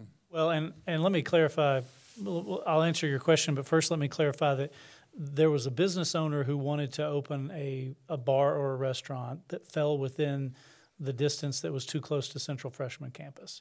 So that property owner spoke to us about this issue. He also spoke to a couple of council members. So those council members have asked us to bring this for consideration. So the city council as a whole has not given any direction. It's just two council members. So that first point I wanted to make sure we clarified. But as it stands right now, it's prohibited within correct. 300 feet of a school. And there are some zoning provisions related to alcohol, and this is a land use type of issue that typically come before you all. Because it happens to be in a separate part of the city's code of ordinances, it's not required to come to you for recommendation. But because it's so interrelated with zoning and land use and those sorts of things, we thought it was important to bring it to you for your input and recommendation. You're not obligated to make a recommendation, as Sherry mentioned, but we thought it would be doing you a disservice if we took it straight to council without giving you an opportunity. Okay, thank you. So what you're saying is there is a possibility down the line that if a business such as that bar owner or a retailer, for that matter, could potentially ask for a variance and possibly be able to open their store within 300 feet in downtown. They have to Right. have Yes. they have to have a food and beverage Correct. certificate. Sure, I understand. Which means Yes. Sure. if class of their business is alcohol related, they can get that certificate. Sure. Sherry, could you go back to that map? The real impact here is just North Chadbourne, and it's about a block and a half, it looks like, from what I recall seeing on that map. So there you go. That purple overlay. Right. Chadbourne's kind of angled up. Can you point to the area where North Chadbourne is? So you see the 2.5 blocks that are impacted by this 300-foot radius. The freshman campus is actually on the east side of, what street, is that Oaks? Yeah, it's on the east side of Oaks. But it spans all the way over to the gym, exactly, that is behind the commercial property on North Chadbourne. Right. So that 300-foot setback radius impacts North lot. Chadbourne. Sure it does. Not just one guy, but So if they're 4 blocks. if their sales are less than 60% food related or alcohol related, Have up to 60%, but not more alcohol related. So a true bar could still not locate within 300 feet of a school, but a restaurant that serves alcohol could.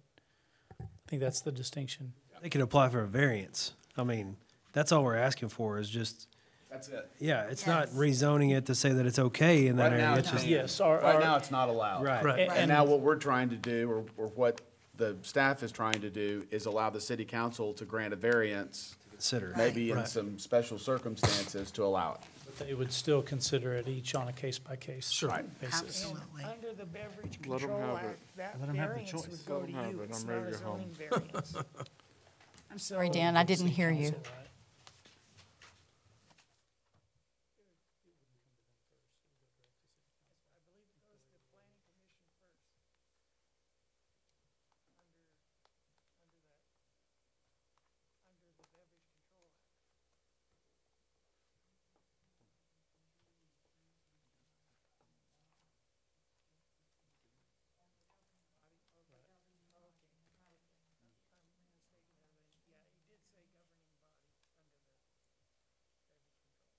Okay. So, would you like for us to vote in support of the amendment? Is that, I mean, is that what the Personally, staff's yes. asking us to do, or are you just showing us something Yes. that We you're are taking to the asking city you, council? yes. If If you you're are willing so to make a inclined. recommendation, Yes. then we're asking you Okay. for a Is recommendation. anyone interested in making a motion? Again, it's You don't entirely have up to to make a you, but motion. proposed No. amendment. Pardon? What's the proposed amendment? Oh, I'm sorry.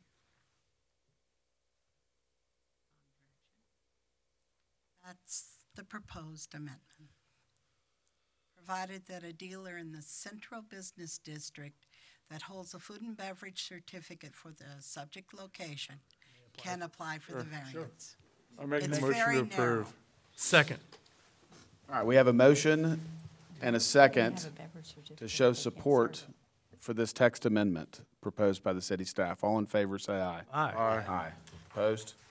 it. Opposed. 6-1. Yeah. All right, director's report. I don't have anything to add today. All right, future meeting agenda and announcements. The next regular meeting of the Planning Commission is tentatively scheduled to begin at 9 a.m. Monday, February 18th in council chambers of McNeese Convention Center, 501 Rio Concho Drive. Adjournment. Do I have a motion? Motion. Second. All in favor? Aye. Aye. Aye. Opposed? 7-0 to adjourn. 12:18. 12:18. Thank you, everyone.